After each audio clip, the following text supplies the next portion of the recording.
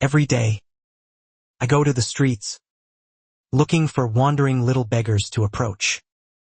As soon as I learn they have no father or mother, coax them home. First, people thought I was a despicable human trafficker, but later they discovered that these orphans not only didn't disappear, but all became peerless empresses. All this was because I had awakened an orphanage system. As long as I cultivated orphans, I would receive rewards. For example, if an orphan improved their cultivation, I would receive 100-fold improvement. For merit laws, I would also gain 10 times the proficiency. Just as I was happily jumping up, suddenly, nearby sounds attracted my attention. "You stinking beggar! How dare you steal this young master's profound scripture?" A young man dressed in luxurious clothes was holding a profound scripture and shouting angrily. The dust-covered girl's face was full of grievance and tears. "I didn't steal it. When I picked it up, it was already like this. This young master is too lazy to waste words with a stinking beggar like you. If you don't hand over the profound scripture now, I'll kill you." Young Master Su snorted coldly. Beside him, several guards surrounded them, looking at the girl with malicious intent. "I really didn't take it." The little girl's face was filled with despair, her heart full of anger and grievance. But it was all in vain. Her frail figure looked pitiful, but due to the Su family's power, no one dared to speak up. Seeing that the girl still wouldn't hand it over, young Master Su gave an order. "Beat her! Beat her to death!" One of the guards raised his long spear and was about to bring it down. The girl was so scared that she cowered by the wall. However, the expected pain did not arrive. I simply raised my hand and grabbed the guard's long spear. So many people bullying a little girl? That's not quite right, is it? At this moment, the little girl felt as if she had seen her savior. Young Master Su frowned slightly. "Who are you? How dare you meddle in this young master's business?" I shrugged my shoulders and said, "I'm just a passing Samaritan." Seeing that he was being mocked, young Master Su immediately became enraged. "I think you're looking for death. Kill him." Hearing this, I struck out with a palm, unleashing a wave-like palm wind. Several guards were sent flying backwards, crashing heavily against the wall and instantly losing the ability to move. Young Master Su, without hesitation, immediately knelt down. "Senior, it was I who was blind. Please spare my life. The item. Hand it over." I extended my hand. Young Master Su was stunned for a moment. "What item? Didn't you say the profound gold sash?" "Profound gold. Is the quantity not right? That would mean the profound gold sash she picked up isn't yours, right? Do you have a problem?" I raised an eyebrow slightly. "And no." Young Master Su took out the profound mirror sash and handed it to me. After I took it, I said coldly, "If there's a next time, watch your dog life. Get lost." "Why yes. Yes. Thank you, Senior." Young Master Su felt as if he had been granted a great pardon. He took his guards and fled without looking back. At this, I came to the girl's side. "Little sister, are you all right?" The girl raised her head, looking at me timidly. "I'm fine. Thank you, Senior." I was also observing her. I said with a serious expression, "Little sister, I have a few questions, and you must answer them truthfully." The little girl tilted her head and asked, "What questions?" Are all your family members dead? As soon as I finished speaking, I felt there was a problem. Don't misunderstand. I'm not cursing you. Hearing this, the little girl pursed her lips and said, They were all murdered. I raised an eyebrow slightly. I nodded. They were all killed? That's good. The little girl had a face full of question marks. Thinking, Are you polite? Profoundly, I explained. I run an orphanage. Provides food and lodging. And also teaches you cultivation. Are you interested? Hearing this, the little girl's eyes lit up, but then dimmed. I'm afraid I'll bring trouble. To Senior, don't worry. You've seen my strength. No trouble is trouble. The little girl hesitated, but when she thought of being able to cultivate and become stronger, perhaps having a chance to avenge her family, she pursed her lips and said, I'll join. I breathed a sigh of relief. Then I asked, What's your name? The little girl was silent for a moment. Then slowly said, My name is by Xianxia. Then welcome, Xianxia, to become the first child of the Beyond Orphanage. Congratulations, host, on completing the novice mission. The Life Pavilion has been unlocked for you. You have obtained 3 types of talents that can be bestowed upon orphans. Innate sight body, cultivation speed increased by 999 times. Innate demonic body, cultivate any demonic path technique without suffering side effects. Innate dragon vein, grants the dragon god bloodline. After this, I took by Xianxia for a hearty meal, and then took her to pick out some new clothes.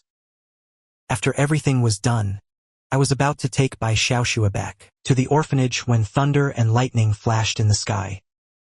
I looked up and saw a powerful sword cultivator, flying across the sky on his sword. At this moment, I noticed by Xianxia gazing at the sky, completely engrossed by the passing sword cultivator. Couldn't help but ask, Xianxia, do you want to become a sword cultivator? By Xianxia heard this and snapped out of her trance. She gently nodded. Of course I do. But my talent is very poor, so I can't become a sword cultivator at all. Talent is not a problem. As long as you wish, I can make you the #1 sword cultivator in this city, and even this entire continent. By Xianxia was shocked, and couldn't help but ask, But why would you help me? I smiled and said, You'll know the reason in the future. Meanwhile, the conversation of 2 passers-by drifted over. The one who just passed by seems to be the thunderous sword emperor of the Zhao family from Songlong City. Right? Judging by the commotion, it's him. He might be searching for that sole survivor of the Bai family. Indeed, the entire family, thousands of people, were slaughtered, and only one little girl escaped. I heard it was because that little girl accidentally picked up an ancient relic and brought it home. After the 2 people left, Bai Xianxia still stood in place, her head bowed, tightly clenching her fists. Tears dripped onto the ground. Instantly understood a lot, but I didn't immediately comfort her. I just took her hand and said, Let's go. We're going home. As soon as I returned to the orphanage, I found that a large building had appeared out of thin air, on the open ground. A sign hung above it, Life Pavilion. It contained a complete set of living facilities. I was very satisfied. Then, I glanced at Bai Xianxia beside me, who was very reserved, and said, Xianxia, don't be too nervous. From now on, this will be your new home. Understood, Director. Although she said that, Bai Xianxia still looked around nervously. I didn't pay much attention.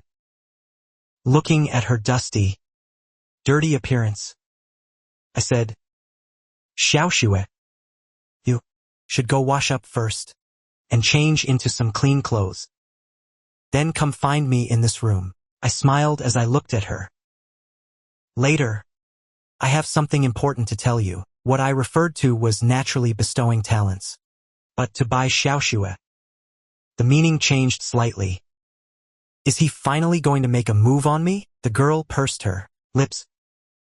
For a moment, she thought of many stories from picture books she had read as a child. A little girl caught by a bad person, imprisoned in a room where sunlight never reached, and subjected to many excessive things, from resistance to degradation. But since things had come to this, she had no choice but to go bathe.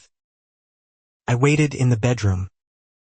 Not long after, the girl's footsteps sounded outside. Director, I finished washing. Let's talk about the important matter first. Seeing my smiling face and hearing me mention the important matter again.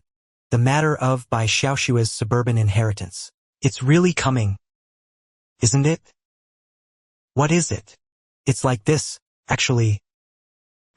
Can directly bestow powerful cultivation talents upon you. Hearing this, Bai Xiaoxue looked at me in astonishment. How is such a thing possible? A person's cultivation talent is determined from birth. Advancing in the Hotian realm is as difficult as ascending to heaven. I've never heard of anyone who can directly bestow powerful talent upon others. You don't need to ask too much about this. In short, I can pave the way for you to become strong. But your ultimate achievement still depends on your future performance. I looked at Bai Xiaoxue with a smile on my face, hoping to make her trust me as much as possible. Little did I know, my smile and my words to Bai Xiaoxue sounded like I was asking her for something. I understand, Bai Xiaoxue said, clenching her fists. As long as I can become strong and avenge my family, even if I have to sacrifice everything, I'm willing to. Good that you understand. Then next. Holy crap. What are you doing? As my hungry gaze fell upon her, Bai Xiaoxue walked towards me, unbuttoning her clothes. Her face slightly flushed. Bai Xiaoxue shyly whispered, Dean, please be a little gentle later. Stop. Stop. Stop. What I mean is, your future achievements depend on your own efforts. Suddenly, Bai Xiaoxue's whole body froze. Her small face instantly flushed crimson. Then, to the embarrassed Bai Xiaoxue, I said, All right, come sit here. This dean will bestow talent upon you. Bai Xiaoxue nodded repeatedly, then sat down. The system bestowed upon her a congenital healthy body. Instantly, a ding sound echoed in my mind. Transferring. 10%. 20%. Transfer complete. All right. Xiaoxue. Try cultivating a bit and see the effect. I'll try. As Bai Xiaoxue began to cultivate, she only felt a vast amount of profound energy surging wildly into her body. Bai Xiaoxue was incredibly excited. This cultivation speed was nearly 1,000 times faster than before. Little did she know, I was even more shocked than her. Holy crap! It improved that fast. But I wasn't talking about Bai Xiaoxue. I was talking about the power within myself, which was rapidly expanding. First, Bai Xiaoxue's cultivation received a 999x amplification, and then it was returned tenfold to my own body. 2 hours later, when Bai Xiaoxue opened her eyes again, her eyes were filled with shock. I actually reached the qi condensation realm just like that. This rate, she wouldn't need long to avenge her family. Xiaoxue, how do you feel? Hearing my question, Bai Xiaoxue excitedly said, I feel great. That's good then, I said. nodding slightly, with a composed expression. Let me test you. How are the cultivation levels in this world divided? Cultivation is divided into 9 realms, each with 10 stages. Qi condensation realm, Hotian realm, Xianxia realm, transcendent realm, king realm, emperor realm, Dao forging realm, venerable realm, and heaven and earth realm. Each realm is further divided into 10 stages. Dean, is that correct? That's a good answer. I was surprised inwardly. I had just experienced 10 breakthroughs in total. I suppose that means I'm at the Hotian first stage. Previously, being in the orphanage, within a 50-meter radius, was what allowed me, a mortal, to possess invincible strength. Now, having cultivation truly feels great. If Bai Xiaoxue is already like this, if a few more orphans come, I simply can't imagine what would happen. Just as I was thinking, Bai Xiaoxue suddenly knelt down before me. This junior thanks the dean for bestowing cultivation talent. All right. Quickly get up. I looked at her with a serious expression. Remember, Xiaoxue, as a human being, you don't kneel to heaven or earth. Only your parents are worthy of your kneeling. Understand? Hearing this, Bai Xiaoxue was momentarily dazed, feeling incredibly moved in her heart.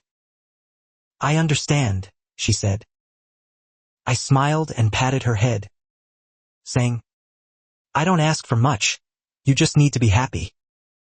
Just don't become some master-defying, rebellious disciple. And that's enough. Don't worry, Dean. I swear I absolutely won't, Bai Xiaoxue said with a firm expression. In the 3 days that followed, Bai Xiaoxue lived up to expectations, rapidly breaking through to the peak of qi condensation. In the outer city, she could be considered a minor expert. As for me, my cultivation was 10 times hers, reaching the peak of Hotian. Although not considered strong, I also had some self-preservation ability. The key is, as long as I'm within the orphanage, I'm invincible. Originally, I had planned to buy Bai Xiaoxue a set of excellent sword arts to cultivate, but then I encountered an awkward problem. Damn it, I had no money. Just as I was having a headache, the system issued me a task to take in a second orphan. The task reward was to unlock the Heavenly Dao Academy and obtain a basic 5G gift package. Hearing this, my eyes lit up.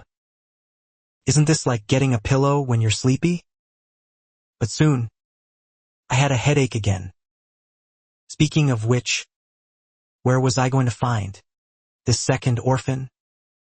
Meanwhile, in the Zhao family's meeting hall in Songlong City, Patriarch Zhao Wanfeng looked at Ziwan, who was reporting from below. You mean that the Bai family remnant was found? That's right. Right in the outer city. Zhao Wanfeng pondered for a moment, then issued an order. Use the communication charm to notify Lei Ming to rush to the outer city. Make sure to deal with that girl. Your subordinate will go and handle it now, outside the outer city, at a special inn named Heaven on Earth. Lei Ming, the Sword Emperor, was just about to display his prowess when a charm flew in from outside the window. The Bai family remnant is in the outer city. Senior, quickly go and kill her. Reward, 1,000 profound crystals. Lei Ming, the Sword Emperor, frowned. Forget it. It's just killing a small good-for-nothing. I don't need to personally act. After saying this, he took out a communication charm and sent it out. Inside a certain tea house in the outer city, a woman in green was looking at a communication charm with a picture of a little girl. Charm, by family remnant in the city. Help the seat find and kill her. Reward, 100 profound crystals. This old geezer gives me such small orders again. To think. The dignified Jade Sword King. The king of assassins in the outer city. This little money is completely useless to me. 10 times more would be more like it. Without even thinking, she took out a communication charm and sent it out. Not long after, somewhere in the city, the leader of the snake-throwing organization was full of gloom, looking at the communication charm in front of him. By family remnant in the city. Help this king kill her. Afterwards, give 10 profound crystals. This little money is too stingy. Right? The leader's mouth twitched slightly, but thinking of the other party's identity, he didn't dare to refuse. Suddenly, he had a flash of inspiration.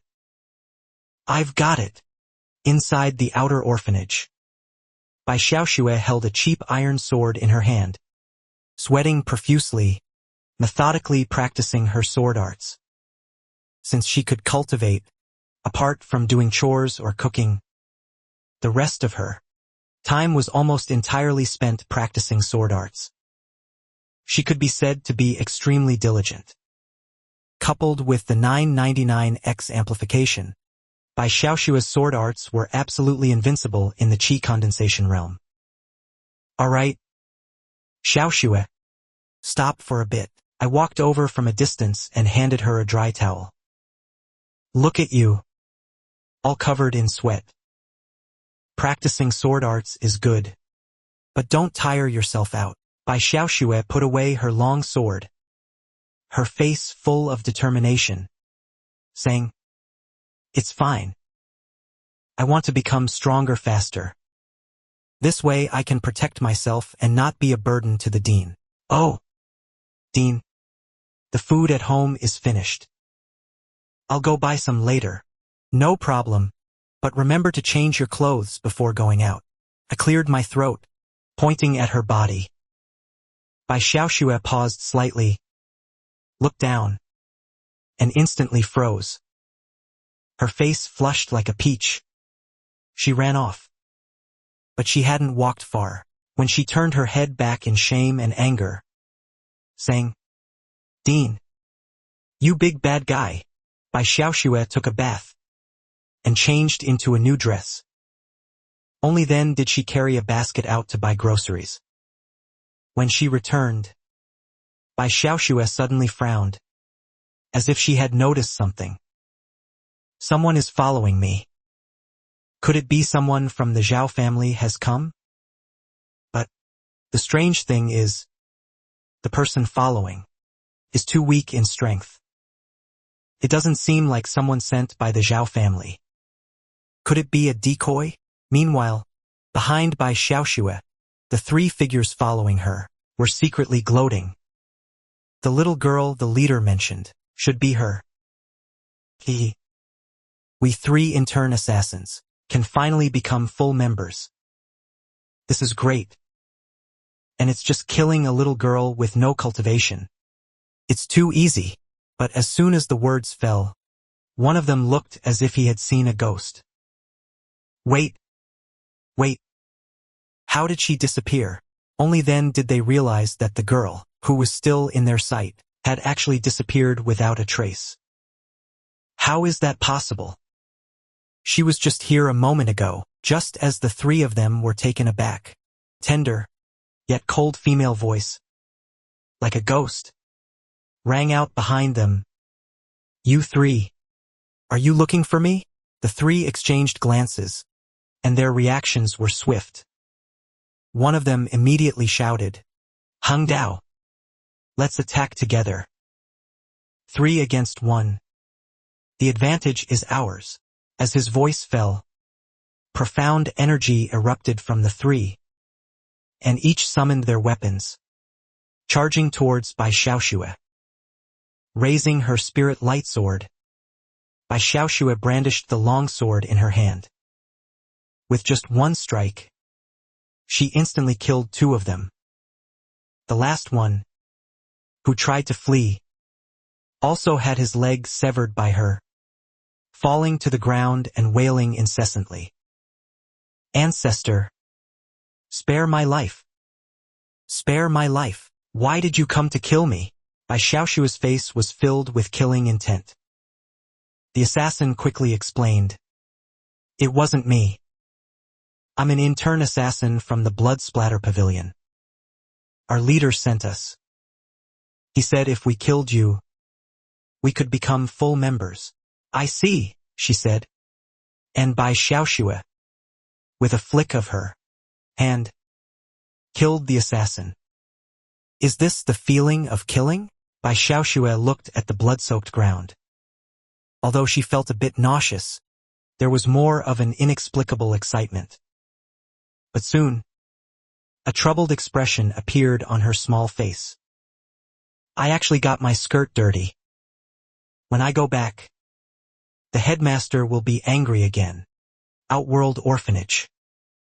I was lying on a rocking chair, basking in the sun, when out of the corner of my eye, happened to catch sight of Xiaoxua. She was carrying a vegetable basket, tiptoeing gingerly through the door. She seemed afraid I would see her, clutching her skirt hem with her small hand. It was this action that made me notice something unusual. I got up, walked over, and asked, "Xiaoxua, what happened to your skirt?" Hearing this, Xiaoxua lowered her head and timidly stammered, "I just killed someone and accidentally got the skirt you gave me dirty." Afterwards, she told me the whole story from beginning to end. There was actually such a thing. You did well. When dealing with people who want to harm you, you must strike back fiercely. Seeing me say this, Xiaoxua returned to her usual, happy and lively self. "Oh right, headmaster, I thought of a new dish. Shredded potato stir-fried with ginger. I'll make it for you to try later." After saying that, Xiaoxua joyfully left, leaving only me, with a slight twitch at the corner of my mouth. Is this girl sure she isn't repaying kindness with enmity? However, compared to this, also discovered something even more important. I lowered my head and looked at my palm. The black chi I pulled from Xiaoxua's head seemed to have a tracking function. I then crushed the black chi, a sharp glint flashing in my eyes. "No matter who you are, if you're not afraid of death, then come." Night fell. Relying on my powerful perception, I very quickly discovered suspicious individuals outside the orphanage. I concealed my aura and quietly left the orphanage. But the scene before my eyes made me reveal a strange expression. It wasn't the assassins I had expected to show up, but rather a man and a woman. 2 dark figures were under a tree near the orphanage, furiously digging a large pit. And on the ground next to them, there was also a large box, its contents unknown. They hadn't discovered me. They were still digging and chatting. "Hurry up. Quickly bury the box. It's really clever of you to think of this. First, bury this girl in the ground, and we won't have to worry about exposure." Not long after, the 2 of them dug a deep pit and threw the box into it. Then they restored the soil to its original state. Then the man and woman quickly left. Only after the 2 had gone far away did I, strangely, approach the big tree, with a thoughtful expression. Listening to their words, they hid a girl, or rather, a corpse, down there. Just as I was considering whether to dig it out and see, several figures suddenly darted out from the darkness, surrounding me. One of the black-clad figures directly asked me coldly, "Kid, Do you know the people in this orphanage? I instantly understood upon hearing this. I immediately showed a smile on my face. Oh, this one. I'm very familiar with it. There were a total of 9 black-clad figures around me, all masked, and holding swords and sabers, as if afraid others wouldn't know they were bad guys. The black-clad leader sized me up and discovered I only had post-heaven cultivation. He then directly asked coldly, "Who are you?" "Me? I'm the headmaster of this place." Hearing this, the black-clad leader's heart rejoiced. He immediately asked, "You mean the sword-wielding little girl is from here?" I nodded and said, "That's right. She's inside the orphanage." "How about I take you directly inside to find her?" This overly friendly attitude surprised the other black-clad figures. They wondered if there was an ambush. The black-clad leader thought, this headmaster only has post-heaven cultivation. He couldn't possibly stir up any trouble, so he simply nodded. "Then we'll trouble you, headmaster," to lead the way. Just as we reached the orphanage's invincible range, I lightly snapped my fingers. 7 muffled thuds followed, as 7 black-clad assassins had their chests seemingly pierced by a force, and were instantly killed. The black-clad leader watched this scene in horror. "Who exactly are you? Didn't I say?" "I'm the headmaster of this orphanage." I walked straight to the black-clad leader, looking at him with a smile. "From what I just heard, you are the leader of this blood-splatter pavilion." Frightened, the black-clad leader took half a step back, nodding repeatedly. Yes. Yes. "Senior, answer me. Who told you to kill that girl?" Replying, "Senior, it was that Jade Sword King. That guy is a very famous king of assassins in Outworld City." Soon, I thought of something and asked, "That Jade Sword King, where is he from? Is he related to the Zhao family?" "It is said he comes from the number 1 demonic sect, the Heavenly Demon Palace. However, in recent years, he seems to have colluded with Thunder Roar, Sword Emperor. If you really want to say, he might be considered related to the Zhao family." Just as I was thinking, the black-clad leader tentatively asked, "Senior, can I leave now?" I snapped back to reality, glanced at him, and with a flick of my finger, the black-clad leader's chest suddenly exploded. The black-clad leader lay in a pool of blood, looking at me, who was like a devil before him, his mouth full of blood, leaving his life's last words, "Jade Sword King, may you go to hell." I then looked up towards 100 meters away, at the blood-splatter pavilion assassin who was staring at me in horror. This distance is too far to reach. Indeed, I can't kill him. I might as well let him deliver a message back. "Tell the Jade Sword King that this girl is under my protection. Next time he wants to kill her, let him or Thunder Roar, Sword Emperor, come personally." The assassin in the distance was already dumbfounded. After hearing my words, he felt as if he had escaped death. "Thank you, Senior, for sparing my life. This junior will certainly deliver the message." Meanwhile, Xianxia was also on the orphanage wall, having watched the entire process. She came to my side. "Headmaster, I've caused you trouble again." Hearing this, I smiled and said, "Don't worry, Xianxia. You've seen your master's strength, haven't you?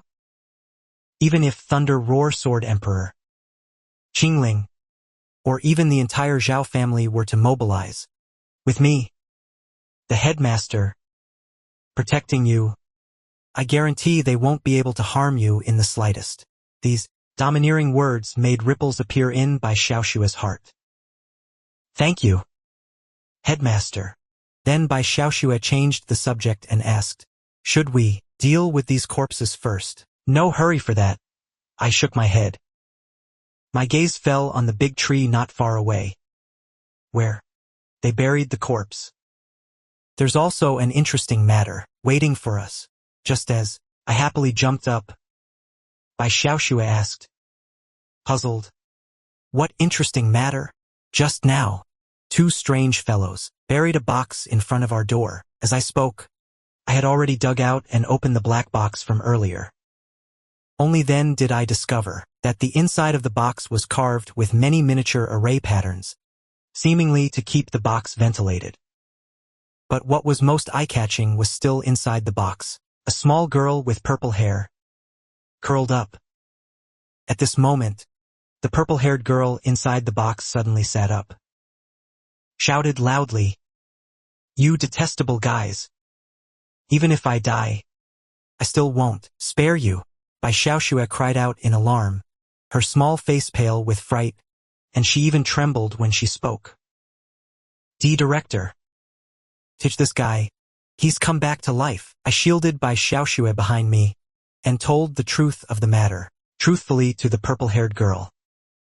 After learning the truth, the purple-haired girl frowned. "Those two guys wanted to capture me to exchange for the mysterious scripture. They were probably afraid of being discovered, so they locked me in here. Well, that's truly despicable. Among all the criminals I detest, human traffickers definitely make it into the top 3. Once caught, they deserve to be sliced into 1,000 pieces. And because of this, I felt pity for the purple-haired girl before me. Then I gently asked, "Little lass, what is your name? Are your parents still alive and well?" The purple-haired girl immediately replied, "My name is Xianxia. My parents passed away when I was very young. I used to live with my grandfather, but he also passed away last winter." After pondering for a moment, I tentatively asked, "Since you have no home to return to now, I've opened an orphanage here, specifically to take in and nurture homeless orphans. Are you interested in staying?" Hearing this, Xianxia glanced around slightly and soon looked at me suspiciously. "Don't think of tricking me. The orphanages I've seen are all places where certain forces buy and sell children to train for deadly tasks." Seeing that she suspected the director, Bai Xiaoxue stepped forward first to defend him, saying, "The director isn't like that at all. He's a good person and is very kind to me. He would never do such shameless things." Xianxia pondered for a moment and said hesitantly, "But the human traffickers who caught me, won't they come back? They are all very powerful." Hearing this, I smiled. "What's the big deal? Just 2 mere human traffickers. If they really dare to come knocking, I guarantee I won't kill them." Hearing this, I nodded and smiled. All right, all right, all right. Then welcome to the big family of the Beyond Orphanage." At the same time, a system prompt sounded in my mind. "Congratulations, host, for completing the mission. Reward Heavenly Dao Academy. Basic cultivation great gift pack." Amidst my excitement, I suddenly remembered something important. "Oh right, you rest first. I'll go clean up outside." Half a minute later, outside the orphanage gate, Xianxia looked at the blood splattered all over the ground, and the several corpses that lay tragically dead within it. Her expression turned strange. "Director, our orphanage is a legitimate place, right? Don't misunderstand. These are all invading assassins." I briefly recounted the cause of the incident to her. After listening, Xianxia nodded. "If that's the case, then killing them was indeed the right thing to do." She then pulled out a small bottle from her bosom. "Director, you should use this instead." Saying this, she opened the stopper. and poured the liquid onto the corpses. Immediately, a sizzling sound was heard. In an instant, the corpses were like they had encountered strong acid, continuously emitting white smoke. Bones and flesh were rapidly corroded away. The air was filled with the smell of burning. My mouth twitched slightly. If cremation is cruel, then this is probably brutal. So scary. Bai Xiaoxua's small face was pale, so scared she grabbed my leg, not daring to look ahead. But I have to say, this thing is extremely efficient. Only 1 minute passed, and on the spot, only black ashes remained on the ground. A gust of wind blew, and they all scattered. Then Xianxia smiled and looked at me. How is it, Director? This corpse-dissolving water is very useful, right? Now it was my turn to look at her with a strange expression. So you carry this thing with you, and you still have the nerve to ask if I'm a good person. Xianxia, however, had a seen-it-all expression. It's not strange. I'm a girl, aren't I?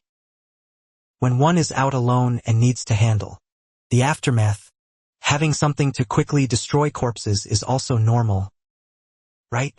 Alright. It's normal. Too normal, I sighed, always feeling that I've taken in an extraordinary little lass this time. Back inside the orphanage, I chose an empty plot of land and released the Heavenly Dao Academy.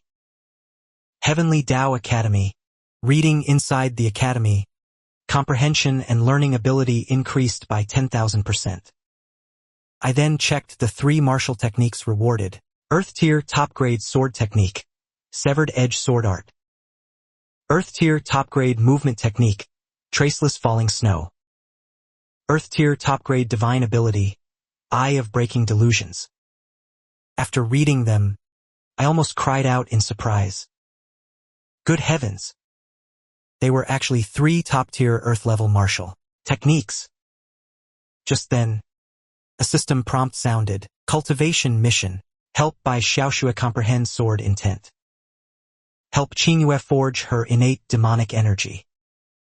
Mission Reward. Orphan Talent 3. Director's Talent. Looking at the new mission issued, my eyebrow twitched slightly. Good heavens! The difficulty of this mission is too high. Isn't it? I sighed.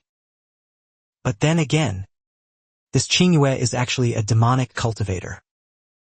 Never mind. I'll slowly get to know her better later.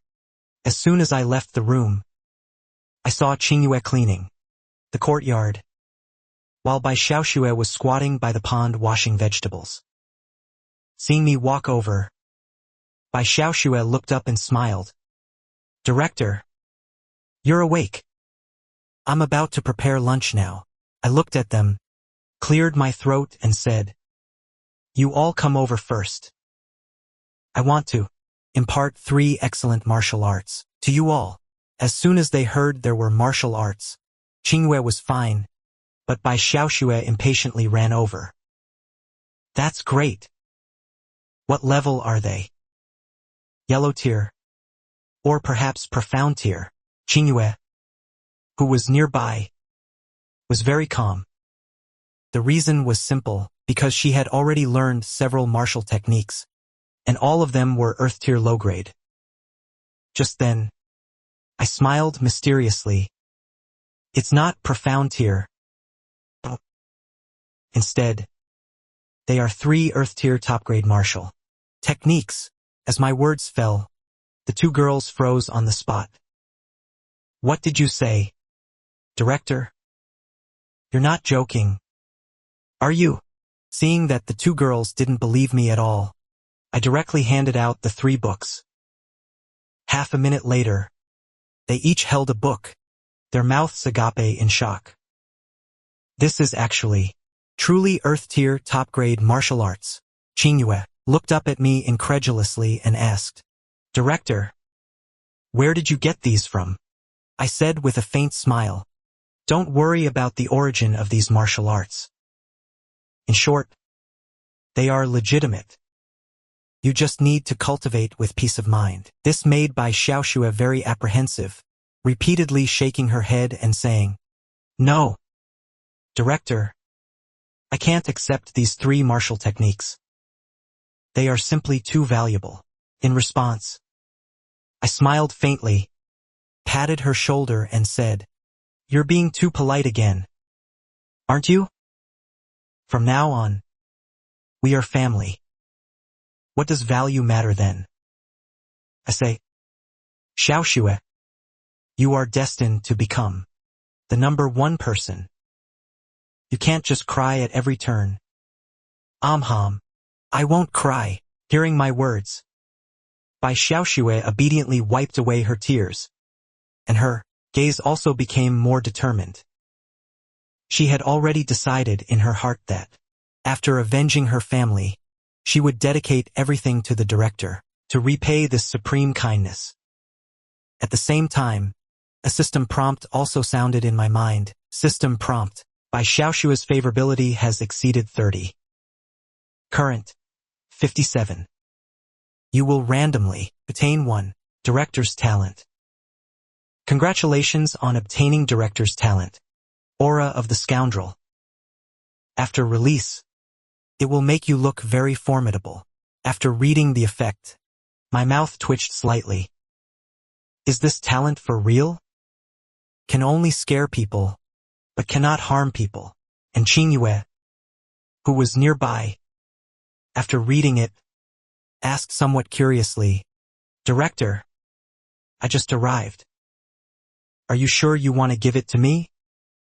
Aren't you afraid? I'll take the martial arts and just run away. Regarding her doubt, I just gave a faint smile. What's there to worry about? As long as you enter this orphanage, I will treat everyone equally. This gentle words made the 2 girls' hearts feel very warm. Even the usually sharp-tongued Qingyue also felt a bit more respect in her heart. Thank you, Director. It was in the afternoon. The 2 girls decided to begin their respective cultivation. But before that, I called Qingyue aside. Qingyue, I have something I want to ask you. Qingyue had just received the Earth-tier top-grade martial arts and was feeling happy. Qingyue nodded and said, No problem, Director. What do you want to know? You are actually a demonic cultivator, aren't you? As soon as these words were spoken, Qingyue's smile froze. However, he still nodded. That's right. I am a demonic cultivator. I had expected to scold him, or even feel disgust. But I merely continued to ask. Then let me ask. In the cultivation of demonic cultivators, what are the difficult aspects? Xingyun pondered for a moment, then explained. To call them difficulties, in truth, they are also the flaws of many powerful demonic cultivation methods. Precisely because demonic cultivation techniques are simple and fast to cultivate, there will naturally be side effects. I see. I understand. I nodded. Then, for these 2 remaining orphan talents, there's no doubt which one to give him. What if someone could ignore all the side effects of demonic cultivation methods? Then, of course, they would become ultimately invincible and incredibly powerful. Qin Lu gave an affirmative answer. But Xuanji added, But unfortunately, it's impossible for anyone to do such a thing. But as soon as his voice fell, I smiled and said, It is possible. I can make you do it. 10 minutes later, on the lawn inside the courtyard, Qingyue and I sat on the grass. Just now, I had bestowed upon him the orphan talent, the innate demonic physique. Then I said with a smile, Now, try cultivating demonic techniques again. Qingyue was stunned the moment he tried. How is this possible? There are no side effects at all. Xianxia even boldly tried, using several abilities with considerable side effects. But he wasn't affected in the slightest. This made him incredulous. He quickly asked me, "Dean, how exactly did you do that?" Hearing this, I merely smiled mysteriously. "This? The secrets of heaven cannot be revealed. You just need to cultivate well from now on." Xianxia pondered for a moment, then couldn't help but ask, "Speaking of which, with your abilities, why would you choose to open an orphanage in a place like this?" And my answer was very direct. "You can understand it as, I hope to give children like you, who have nowhere else to go, a home where you can grow up peacefully." "Alright, let's not talk about this for now.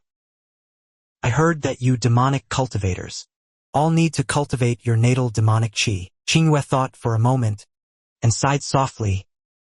"According to my talent, I need a Tier 8 demonic scripture, 50,000 profound stones, the netherworld tomb, 80,000 profound stones, the extinction flower, 70,000 profound stones, and then there's..."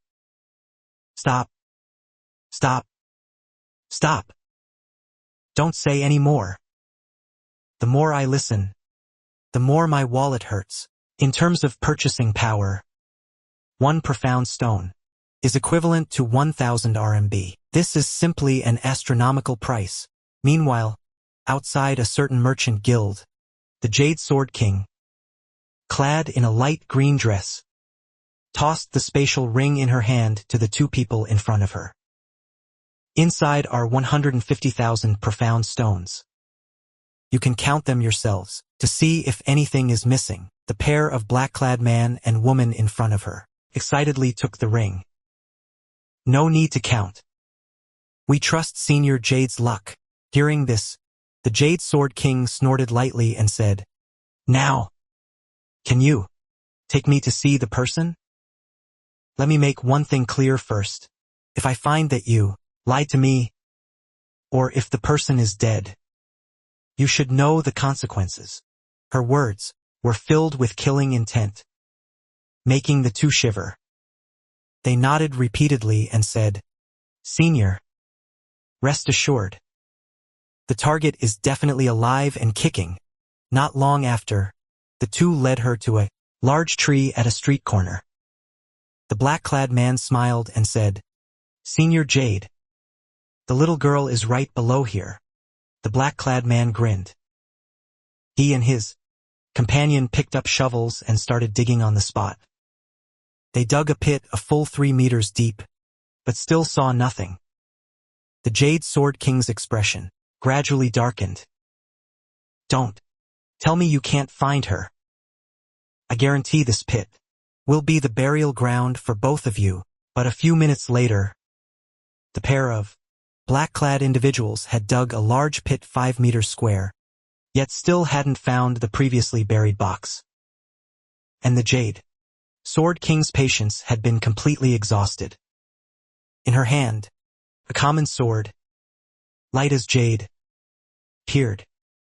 "Do you two think it's very amusing to play tricks on me like this?" The Jade Sword King's cold voice made the two black-clad individuals so scared, their legs turned to jelly.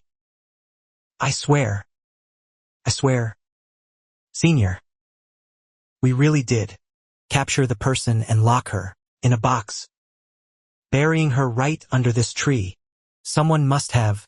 Definitely someone dug her up and took her away," the two hurriedly explained, fearing that if they were even a little slow, they would die by her sword. That would truly be digging their own graves. The Jade Sword King's delicate brows furrowed slightly. Seeing their terrified expressions, it was indeed not like they were playing a trick on her. Besides, these two guys wouldn't have the guts to mess with her like this. Suddenly, she seemed to sense something, and her gaze swept around. Such fresh and strong scent of blood. Not long after, her gaze landed on a courtyard in the distance, the Beyond World Orphanage. And right at the entrance of that orphanage, a young man was sitting, though she didn't know when he had appeared. He even held a small stool, watching them dig the pit, while leisurely cracking sunflower seeds with interest.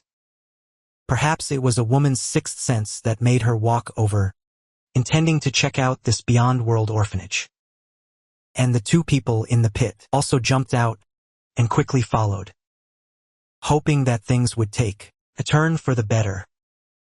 After arriving at the entrance, the Jade Sword King glanced at the young man and immediately realized he only had a cultivation base at the peak of Hotion. She then relaxed her guard. "Little fellow, have you seen a box nearby? Or rather, a little girl who looks like this?" The Jade Sword King took out a piece of paper, on which was clearly a portrait of Xianxia. Facing her inquiry, I spread my hands and directly said, "No, I don't know." And the Jade Sword King was staring at him, and asked again, "Are you sure you haven't seen her?" "I am the most honest person. I never lie," I said solemnly. However, just as my words fell, the orphanage gate behind me was pushed open. At the same time, a girl's tender voice came, "Dean, do you still need this box? If not, I'll use it to collect things from now on." Xianxia was seen carrying last night's box, swaying as she walked over. The black-clad man's gaze immediately locked onto the box in Xianxia's hands, and he cried out in surprise, "Aha! It's our natural fragrance. And you, little girl, you're actually here." As he spoke, he and the black-clad woman beside him both burst forth with dense, profound qi. They were clearly both at the transcendent, 6th or 7th level. Xianxia also recognized them, and her face darkened. "So it was you two who knocked me out and carried me away. You detestable scoundrels." In her hand, Xianxia condensed black demonic qi, entering a combat state. However, I then reached out and stopped her. "Don't be impulsive. I'll handle this." I then looked at the man and woman in front of me and asked, "So, you two are really human traffickers?" Hearing this, the two snorted coldly and said, "So what if we are? It's just a means of making a living. But you, fellow, with your mere peak Hotion cultivation, actually dare to snatch our prey? I think you're tired of living." Facing their disdainful mockery, I didn't waste any more words with them. I nodded faintly. "Indeed, I am tired of living. But it's the two of you. So, if you wouldn't mind, please die first." With these words, I raised my hand and lightly snapped my fingers. With two bangs, both of them were pierced through the heart. They all looked incredulously at the bloody hole in their chests. They struggled to raise their heads and looked at me in horror, asking, "How? How can this be?" I snorted coldly, then waved my hand. The two were sent flying by a surge of power, directly smashing into a large tree 100 meters away, then sliding down into the pit they had just dug. And at this moment, my gaze fell upon the light-clad woman, whose face was filled with shock. "Then who are you? Are you an accomplice of theirs?" The Jade Sword King looked at his smile, and a trace of fear actually arose in his heart. He quickly stood up and bowed deeply to me. "Senior, please don't misunderstand. I merely hired them to help me find this girl, and after finding her," I raised an eyebrow slightly. I asked coldly, "Or do you also want to kill her?" As soon as these words were spoken, the Jade Sword King felt as if he had fallen into an ice cellar. He hurriedly explained, "No, no, this junior absolutely does not wish to harm her, but rather to protect her." "Is that so? Why should I believe you?" Facing my questioning, the Jade Sword King immediately glanced at Xianxia. I am Su Lan, don't you remember me? The sudden question made Xianxia freeze for a moment. Su Lan. She did look familiar, and her name was also familiar. But for a moment, she really couldn't remember. And the Jade Sword King felt my unfriendly gaze. He could only grit his teeth and say, "Have you forgotten? Back then, I was ordered by the palace lord to accompany you. Once, when we went to bathe in the heavenly pool, you girl even stole all my clothes." Hearing this, Xianxia finally reacted, saying with some surprise, "Sister Lan Lan. So it was you." She was overjoyed. She quickly stepped forward and embraced the other person. At this moment, I said with a smile, "So, the world's most beautiful girl likes to steal other girls' clothes?" At this, Xianxia's small face flushed red, and she quickly said, "I was ignorant back then. Since I became sensible, I haven't done anything like that." All right? The two of them, with their back-and-forth chatter, made Su Lan, who was beside them, feel a bit redundant. He couldn't help but gently clear his throat and say to the two of them, "Shall we talk about serious matters first?" In the guest room of the second courtyard, I looked at Su Lan and asked with a frown, "Earlier you mentioned protection. Could it be that Xiaoya is in great danger now? Before, I only thought Xiaoya's danger was from those two human traffickers. Now it seems that's not entirely the case," Su Lan said, feeling surprised. "Senior, you don't know?" As his words fell, both their gazes landed on Xianxia. Xianxia immediately stepped forward and said to me with deep remorse, "I'm sorry, Dean. Regarding my affairs, I actually concealed a lot from you." I wasn't surprised by this outcome. I merely smiled and said, "Then now, can you tell me about it?" Xianxia nodded. She began to tell me her story. "Dean, you should know about the Heavenly Demon Palace, right? I heard Yuan mention it.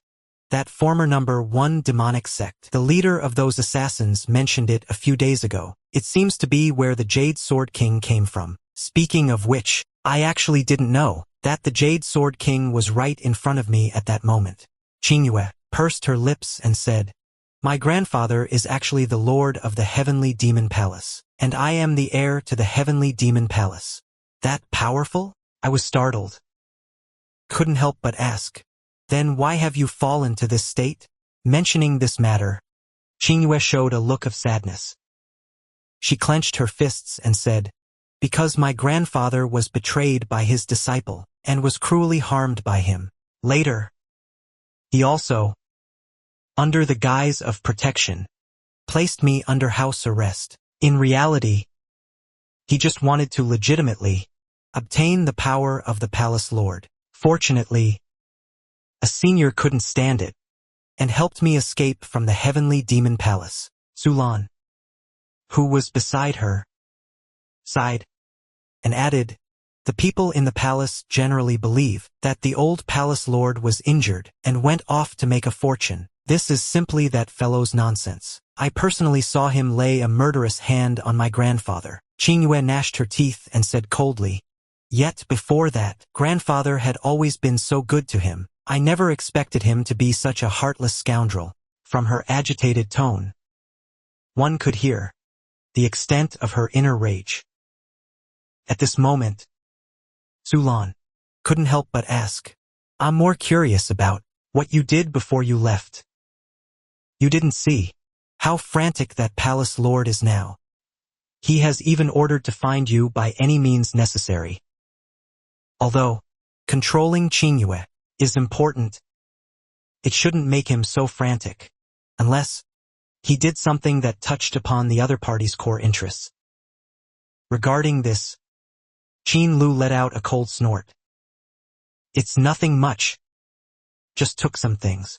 What things? Qingyue was silent for a moment and did not answer. Xuelang suddenly understood and quickly said, I understand. If it's something important, you don't need to tell me. Saying this, he patted her head and said, Oh, you girl, you've really grown up. As I listened from the side, the entire sequence of events became clear to me. In short, her grandfather was betrayed by his disciple, who then seized what rightfully belonged to Qingyue, the position of princess. Qingyue, who was placed under house arrest, with the help of a senior, took away important items and escaped, and is now being frantically hunted by the current demonic princess. After summarizing, I looked at Sulan and asked, So your stance is with Xiaoya, right? That's right. Sulan nodded and said, Betraying one's master and seizing power, I refuse to obey. Such a treacherous and ungrateful person. Didn't realize you were quite loyal and righteous. That's natural. After all, the old princess treated me well. Her expression seemed very sincere, not like she was just saying polite words. After understanding the whole story, I smiled and looked at Qingyue. But speaking of which, I didn't expect your background to be so significant. Qing, you lowered her head and said, I'm really sorry. Dean. I concealed these things last night. To this, Val smiled and said, No harm done. After all, everyone has secrets. That's perfectly normal. Can I still continue to stay here? Why not? Seeing my smile, a glimmer of tears flashed in Qingyue's eyes. Thank you, Dean. You really are a good person. At this moment, Sulan was stunned for a moment and asked, Xiaoya, do you mean you plan to stay here? Yes.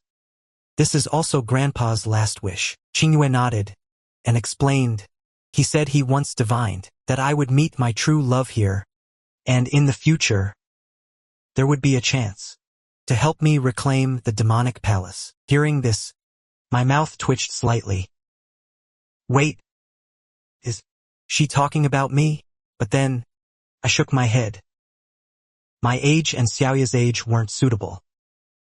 How could I possibly be her true love? Perhaps it was just her grandfather saying those words to comfort her. I see.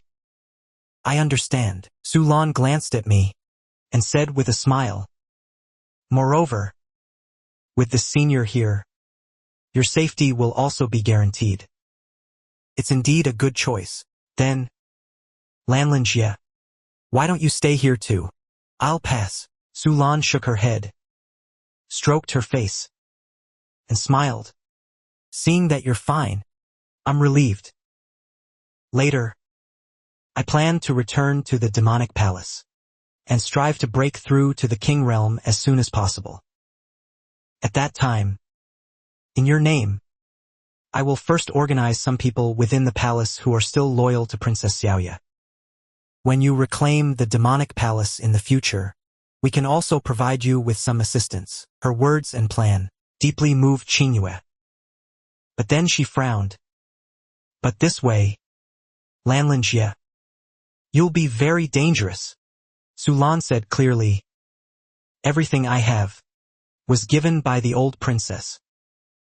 Now that she's been framed, I naturally must take good care of you for her. Otherwise, if we both go to the netherworld in the future, how will I face the old princess? All right then, please be extremely careful. Ultimately, Qingyue still supported her decision. Sulan nodded and said confidently, Don't worry. After all, I've been in this outer city for so many years. Just as her words fell, the hall door was pushed open, and a young girl walked in and asked, Dean, I saw 2 bodies at the entrance. Did someone come to cause trouble? It's fine now. Those 2 guys were the human traffickers. who captured Xiaoya last night, the human traffickers who caught Xiaoya. I sent them to reincarnate. So that's how it is. The dean did well to kill him, Bai Xiaoxue suddenly realized. She then noticed Su Lan inside the room. She couldn't help but tilt her head and ask, "Who is this senior?" "It's you, Emerald Sword King Su Lan." She recognized the young girl in front of her at a glance. Wasn't she the very girl the Zhao family wanted to kill back then? Her reaction made me ask curiously, "Miss Su, do you recognize her?" Su Lan cleared her throat. She shook her head repeatedly, saying, "She just looks a bit familiar. Perhaps I'm mistaken. Mistaken. How could he dare say he once sent people to assassinate Bai Xiaoxue?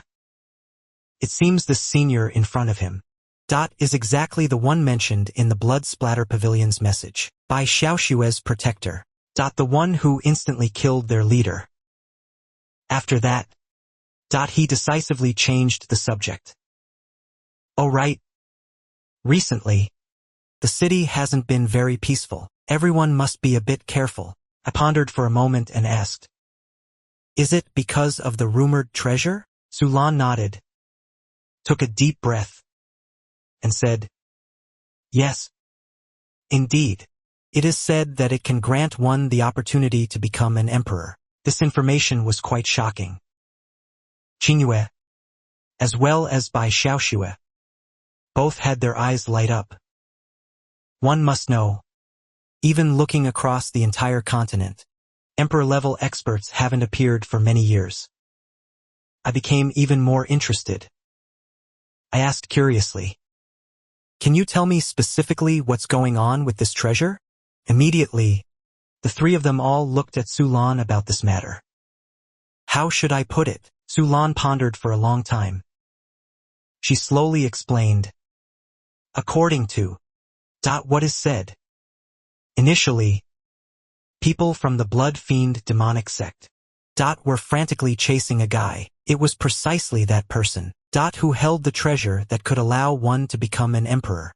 Later, when he was in the Outer Realm City, that person died in battle in the city. The treasure was also subsequently left behind and fell here, just to search for this treasure. The top forces of both righteous and demonic factions have all come. I even heard that the young Valley Master of the Joyful Union Valley these past 2 days will also come to the Outer Realm City to participate in the treasure hunt. Although the previous matters had already piqued my interest, what I cared about most still had to be this last one. A term that would make any man's heart flutter. Joyful Union Valley? What kind of sect is that? Senior hasn't heard of it? Cleared my throat. I said with a calm expression, "This humble one is a newly emerged hermit and is unfamiliar with this sect. I hope Miss Su can enlighten me." Su Lan's willow-like eyebrows slightly arched, and she couldn't help but say, "Senior, the Joyful Union Valley was already famous in Dongzhou 3,000 years ago. That's not important. Tell me about it." Seeing that I was very curious, Su Lan could only explain a bit. "There's not much to say about this Joyful Union Valley. It's nothing more than just a sect that primarily cultivates dual cultivation methods. As for its unique features, it might be that for every disciple who joins, they assign dual cultivation partners according to their wishes." Hearing her explanation, I immediately became interested. What an interesting sect. If I have the chance, I'd really like to experience it. After that, I thought of something and asked curiously, "Since that's the case, will that young Valley Master you mentioned also bring her Dao companion along?" She, however, is an exception. That woman's physique is quite unique. She needs to continuously practice abstinence until she reaches the Dao forging realm. Only then can she dual cultivate with someone. Cultivate? Good heavens! Wouldn't she have to practice abstinence for over 100 years then? The reason I say this is because generally, those who reach the Dao forging realm of cultivation are mostly over 100 years old. Su Lan shook her head and said, "That's not necessary. She is currently already at the peak of the Emperor realm, and even at the quasi-Dao forging realm. Then how old is she this year? Speaking of which, she's not even 30. So powerful. After all, people from the Joyful Union Valley have said that the Valley Master's talent is even greater than the Joyful Union Valley's founder." As she spoke, Su Lan let out a silly laugh. Moreover, with the Joyful Union Valley's massive resources, even a good-for-nothing can progress at a divine speed, let alone a peerless genius. I asked with great interest. Since she's so powerful and single, wouldn't she have many suitors? More than just many. Those who want to become her Dao companion could probably fill the Outer Realm city. Su Lan pondered for a moment, then continued. Speaking of which, this time, the young Valley Master's departure from the valley, besides seeking treasure, seems to also be for finding a suitable Dao companion. She's already so powerful. Does she still need dual cultivation? Can't she just do it herself? As soon as the words fell, I saw the three girls all looking at me strangely. I was stunned for a moment. I immediately cleared my throat and said, "I was talking about cultivating by oneself." "What are you thinking?" Su Lan pondered for a moment and said, "After all, if the dual cultivation technique she practices isn't dual cultivated with someone, she won't be able to continue improving in the future. It can be like this too?" TSK. How interesting. I had a look of deep thought and added another question. How does she look? Is she pretty? Outsiders haven't seen her, but it is said that she is of peerless beauty. Peerless beauty. Ha! Just as I was pondering, I saw Bai Xiaoxue beside me, looking at me with a wary expression. The dean asked so many details. Is he planning to take her as a Dao companion? Just interested. That's all. After all, a fair maiden is a good match for a gentleman. Hearing this, Bai Xiaoxue put her hands on her hips. She puffed out her little face and said, "I'm also a lady. Why doesn't the dean say a gentleman's good match about me?" I didn't know whether to laugh or cry, so I flicked her on the head. "Lady? You are," called a young girl. Bai Xiaoxue, having been flicked, squatted down, covering her forehead with both hands. Looking pitifully asked, "Is there a difference?" Of course there is. After all, one is heartless, and the other is ruthless. Listening intently to the dean's explanation, Bai Xiaoxue suddenly had a flash of inspiration. Did the dean just say he's very capable? This also means that he also likes me. So Bai Xiaoxue misunderstood. I understand. Dean, I will continue to work hard. Encourage what? I was stunned for a moment. I saw Bai Xiaoxue with a determined expression. It shouldn't be anything bad, right? Just then, Su Lan cleared her throat and said, "In any case, now, in the Outer Realm City, various forces are entrenched. You all must remember to be cautious in your actions." We know. Qingyue nodded repeatedly. I also indicated that I had noted it. Not long after, Su Lan said she needed to return to her palace as soon as possible. So she took her leave first. Before leaving, she didn't forget to advise Qingyue. "Xiaoye, you must listen to senior and don't run around recklessly. Also, if you plan to leave, remember to tell me, your elder sister, lest I worry about you." Qingyue nodded. She replied, I will. A few minutes later, inside the orphanage, after seeing Sulan off, I looked at Xianxia beside me and asked, "That person just now, do you think she can be trusted? This should be fine, right?" I frowned. "Xiaoya, you must understand. On such matters, you can't say should." Xianxia pondered for a moment, then nodded and said, "As for Sister Lanlan, I still trust her very much, although we haven't seen each other for some years. Do you know much about her? Or rather, do you truly understand her? But she is, after all, an orphan adopted by Grandpa. My grandpa gave her everything. I imagine she wouldn't betray me." Hearing this, I frowned and said, "I advise you to be more vigilant. I always feel that she is hiding something from you. As for kindness, wasn't your grandpa's kindness towards that disciple as heavy as a mountain? What was the final outcome?" Xianxia fell silent. Finally, she seemed to agree.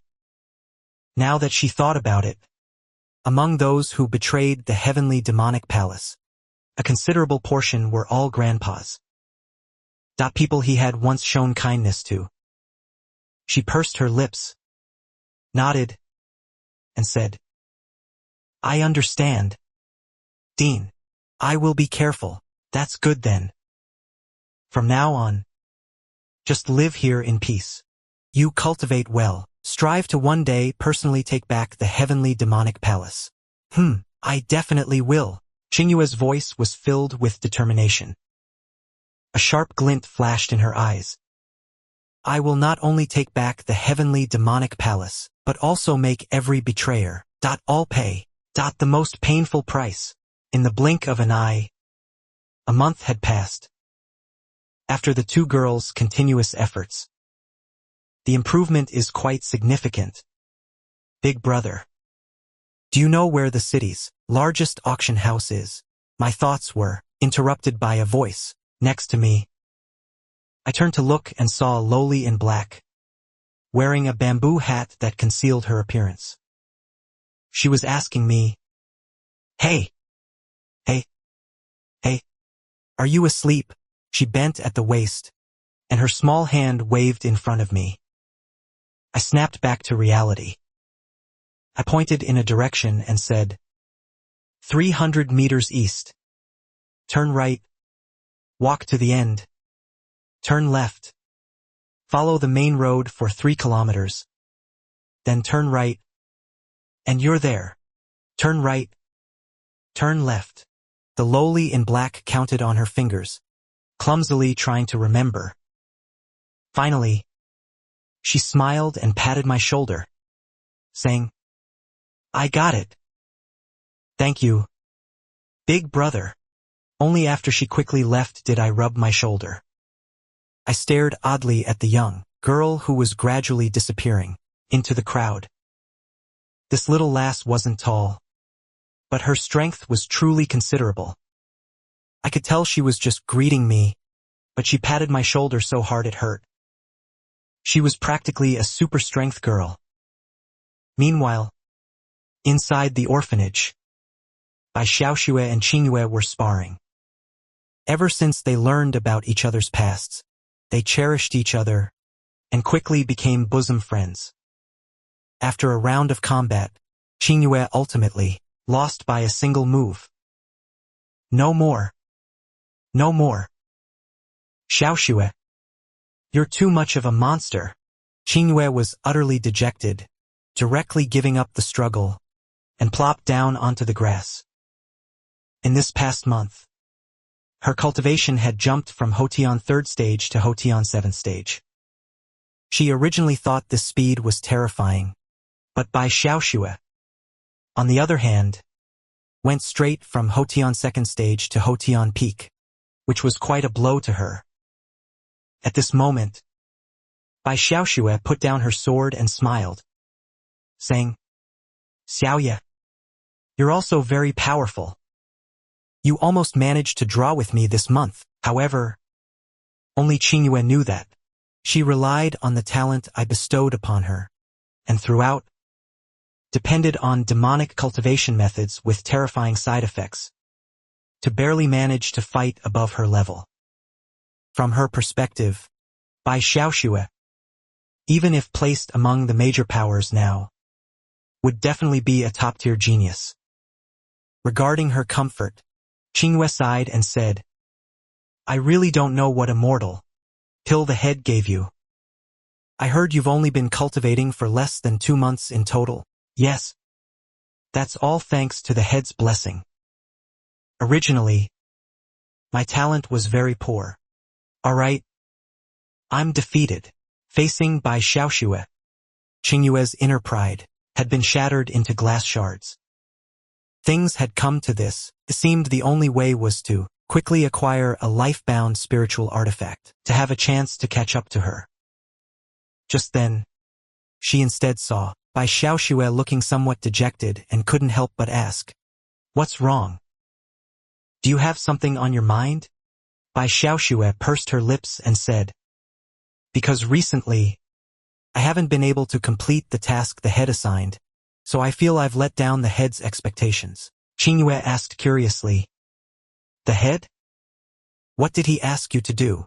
The head said, He hopes I can quickly comprehend sword intent. Qingyue's mouth twitched slightly and she blurted out, How old are you? And he wants you to quickly comprehend sword intent? Has the head gone mad? No. He hasn't. In response to Qingyue's complaint, Bai Xiaoxue immediately retorted, Since the head said so, there must be a reason for it. After all, everything I have now was given by him. Now, he has naturally become my most loyal supporter. That's true.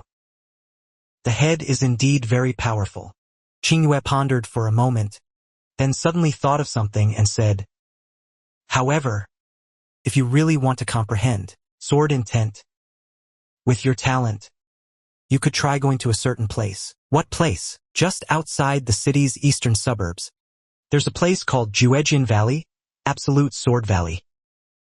It's said to be where an ancient sword cultivator fell. There, remnants of the supreme sword intent he left behind in his lifetime still exist. It's said that by carefully meditating there, you'll have a chance to comprehend the initial sword intent. Listening to Qingyue's narration, Bai Xiaoxue's eyes lit up. That's great. I'll go give it a try. Bai Xiaoxue changed into a new outfit, concealing her face, and then walked out of the courtyard. Seeing Ling Yun sitting at the entrance, she smiled and greeted him, saying, Head, I'm going out for a stroll.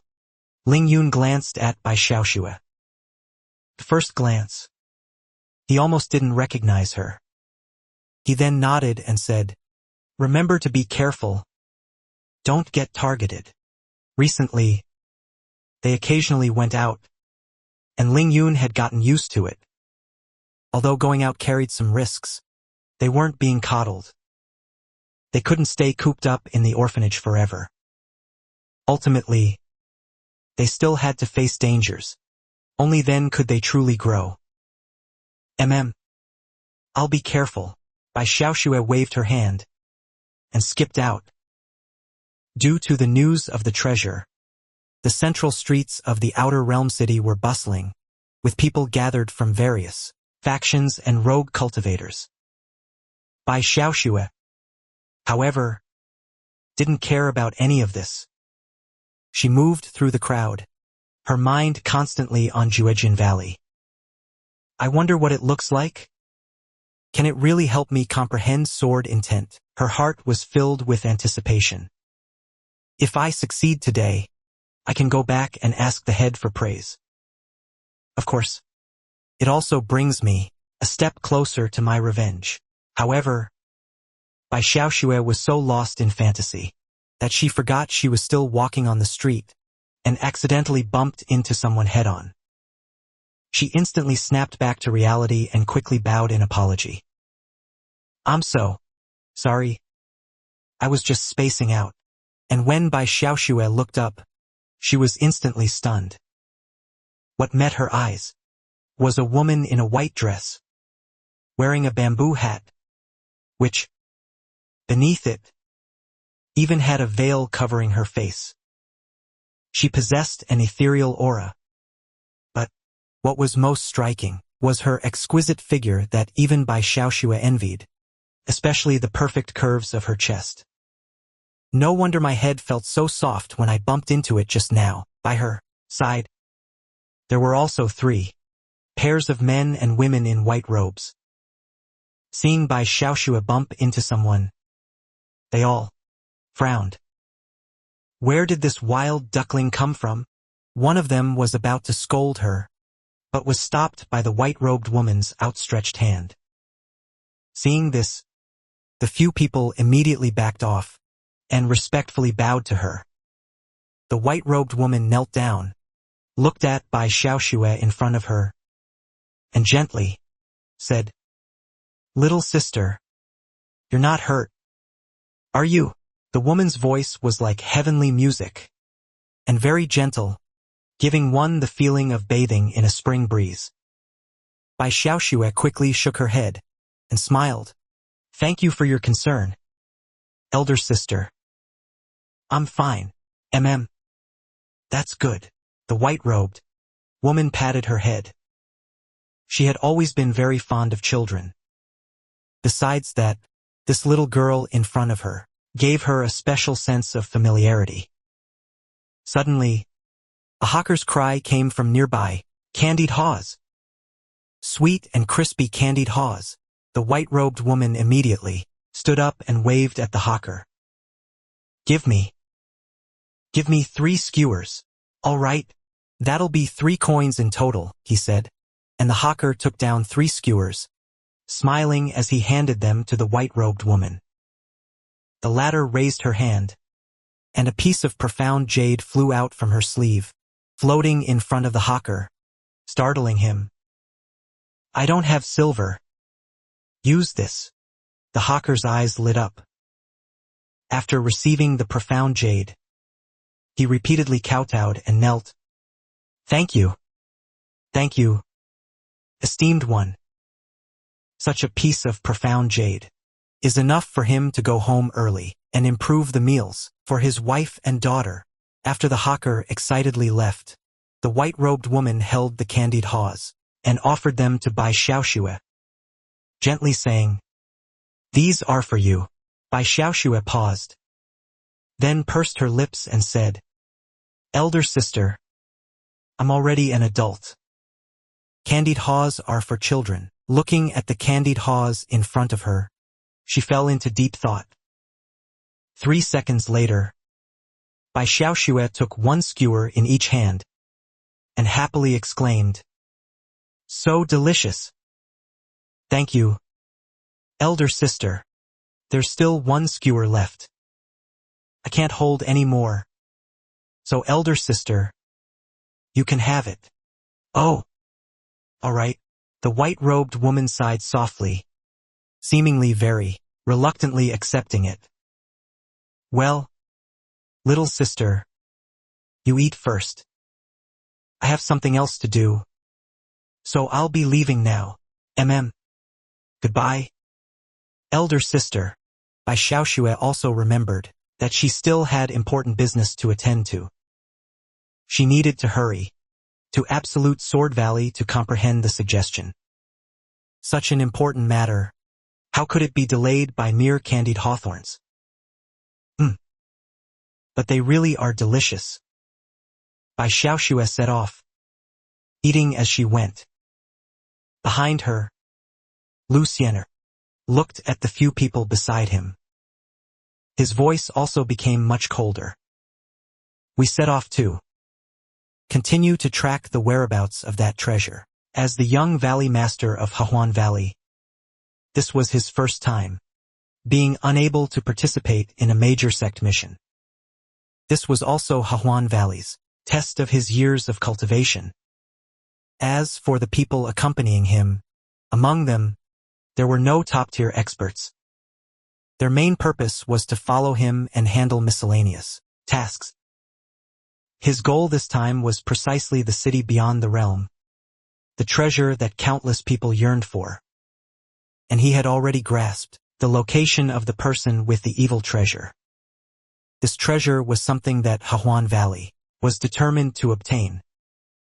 The few people responded in unison and left with Lu Xian'er. During this time, Lu Xian'er put the candied hawthorns into his bamboo hat, lifted a corner of his veil, and carefully ate them. Not long after, they arrived at a certain desolate 3-story building within the city.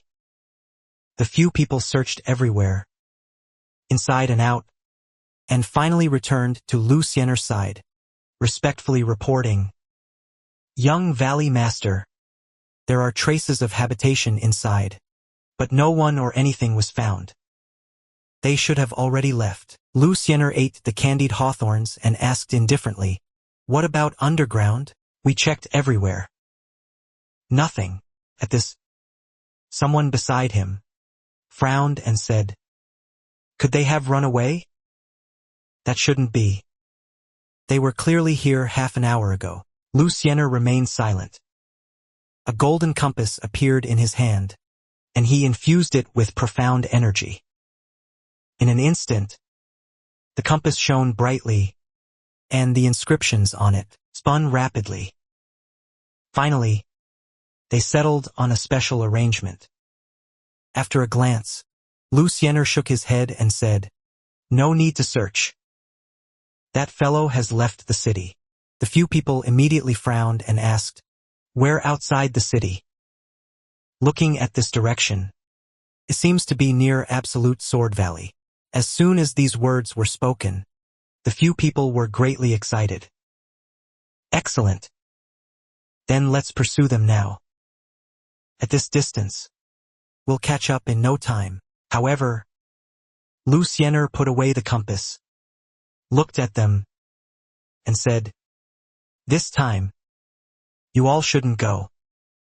Stay in the city and wait for my news." "Ah? Why is that?" Seeing the puzzled looks on their faces, Lu Xian'er looked into the distance and said, "I have a premonition that this treasure won't be easy to obtain. We must deal with it cautiously. I'm afraid I won't be able to spare attention to protect you." The few people exchanged glances. They all understood the disparity in strength between themselves and the young Valley Master. "All right then. We'll wait for you at the Moonrise Inn." Lu Xian'er nodded slightly, then stepped into the air. A common azure sword appeared beneath his feet, carrying him as a streak of light, soaring straight into the sky.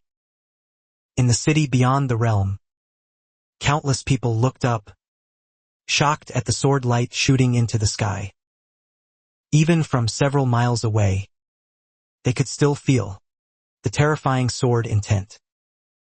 It was clear that the wielder of that sword was definitely several times more terrifying than the previous thunderous sword emperor. Meanwhile, near the Hahuan Valley group, in a dark corner, a man who resembled a pig smiled. He took out a communication talisman and left a message on it. "The fish has taken the bait. Prepare quickly." The person with the evil treasure, whom Lu Xian'er had sensed, was in Immortal Town, near Absolute Sword Valley. When he arrived, the other party had not moved, as if deliberately waiting for him. At his left side was the legendary Absolute Sword Valley. But when Lu Xian'er arrived at the nearby town, he found the surroundings completely silent, and what met his eyes was fresh blood and corpses. Regardless of gender or age, bodies were almost everywhere in the town. The strong smell of blood was sickening. Lu Xian'er walked on the main road, his gaze sweeping over the corpses around him. All the corpses were fresh, clearly having just been killed. Many of them were even busy inside their homes when they were suddenly pierced through the heart by some force, killing them. Some had faces full of terror. Others were utterly bewildered, not understanding why such a thing had happened. The entire town, from top to bottom, exuded the aura of death. And just as Xianxia reached the center of the town, a black figure gradually appeared, on a rooftop behind him. He carried a blood-red scythe on his shoulder, and smiled at Xianxia, saying, "As expected of the young valley master. Truly courageous. You even dared to come alone." Xianxia ignored him, silently gazing at a nearby civilian house. This was a family of 3. The woman of the house was on the bed, mending her husband's outer garment. Her husband had returned home from work, carrying a warm roasted duck and a box of rouge in his hand. Their young daughter was joyfully greeting her father at the door. However, this beautiful scene had all vanished like smoke, leaving only the corpse of the woman, lying on the bed inside the house, and at the door, the father protecting his little girl, both pierced through by a single blow. The 2 corpses, along with the roasted duck and rouge, lay quietly in a pool of blood. Beside them was a cluster of unsold candied hawthorns. Xianxia watched for a long time, before finally turning to face the black-clad man. He asked coldly, "Did you kill all these mortals?" "That's right." "Why did I kill them?" "Wasn't it to welcome young valley master?" The black-clad man grinned, speaking the truth without hesitation. Then, with a frustrated expression, he said, "Speaking of which, killing these mortals is truly boring. It's like crushing ants, with no sense of accomplishment. Only their dying screams are somewhat interesting. I wonder if young valley master enjoys them." Facing his words, deliberately meant to provoke, Xianxia remained unmoved. He looked at the black-clad man and asked coldly, "Don't bother trying to provoke me. Is that thing truly in your hands?" "Of course. You want this, don't you?" Hearing this, the black-clad man's lips curled into a slight smile. He reached out and took out a black box. He even brazenly opened it, showing the item to Xianxia for a glance. Then he tucked the box into his embrace, looked at Xianxia, and sneered. "Speaking of which, Hahuan Valley calls itself a prestigious righteous sect.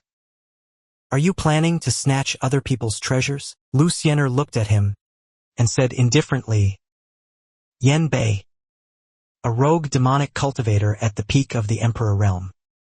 He once stole cultivation techniques and magic treasures, practiced evil arts, annihilated entire families multiple times, and harmed innocent people, tens of thousands. Adding to that what you've done today, do you even deserve to call yourself human?" Yan Bei shook his head, sighed softly. "TSK. TSK. You've really investigated thoroughly. If I don't say much, will I put down the butcher's knife and become a Buddha on the spot? Aren't you going to give me a chance?" As he spoke, he kept his eyes on Xianxia. As long as the other party showed the slightest slack, he would immediately launch a killing move. Of course, Xianxia raised his sword, pointing it at him. Cold sword energy surged around him, and he said with utter indifference, "Hand over the item, and I'll spare your entire body." Hearing this, Yan Bei mocked, "Spare my entire body? With just you, pampered young master. You probably don't even know how to kill someone, do you?" In recent years, there hadn't been much news of Xianxia's battles on the continent. This naturally led Yan Bei to assume that Xianxia, though close to the Dao realm, was merely an empty vessel of cultivation, a naive young lady who was highly protected. She was nowhere near the same level as a demonic cultivator like him, who had climbed out of mountains of corpses and seas of blood. But no sooner had he spoken Lu Xianxia's long sword swept horizontally. A flash of icy white light, gone in an instant, immediately severed his left hand. It was Yan Bei's instinct from years of fighting that made him fully dodge at the first moment. Otherwise, what would have fallen just now would have been his head. At this moment, Lu Xianxia looked at him indifferently. I didn't quite catch what you just said. Could you repeat it? This fellow. Yan Bei's face was ashen, his earlier arrogance gone. Looking at his severed arm, the opponent's strength truly exceeded his expectations. Lu Xianxia said calmly, bring out whatever ambushes you have. Otherwise, within 2 sword strikes, virtual pole guard, even if he looked down on himself, he didn't believe the other party would dare to have no ambush, and just wait for him here. Sure enough, a hint of madness appeared on Yan Bei's face. All right then. Let me show you something. He stood up, raised the scythe in his hand, and bellowed. Blood fiend 8 directions array. As his voice fell, lines of runes. The path emerged from the ground with a small tremor. Jointly outlined a massive array, directly covering the entire small town. The fresh blood from all the surrounding corpses, as well as the blood splattered on the ground, all seeped into the array, transforming into nourishment for the entire grand array. Blood-colored waves, like a tide, all surged towards Yan Bei. His aura continuously soared, actually leaping, to the Dao establishment realm. By this point, his entire body was enveloped in blood mist, and his severed arm had also regenerated. Yan Bei brandished his blood-red scythe, grinning as he looked at Lu Xianxia. The real battle has only just begun. Bai Xiaoxue stood on the cliff, gazing at what was said to be a canyon split, opened by a single arrow. This is absolute Sword Valley? It truly is magnificent. The entire canyon stretched for about 100 li, and its depth was 1,000 meters, practically bottomless. Bai Xiaoxue could hardly imagine how terrifyingly powerful one had to be to leave such a dreadful mark with a single arrow. And even after 1,000 years, one could still feel a trace of arrow intent contained within the canyon. This is the feeling of sword intent. Bai Xiaoxue closed her eyes, carefully sensing the ancient sword intent lingering ahead. Although her own comprehension wasn't particularly good, she couldn't resist.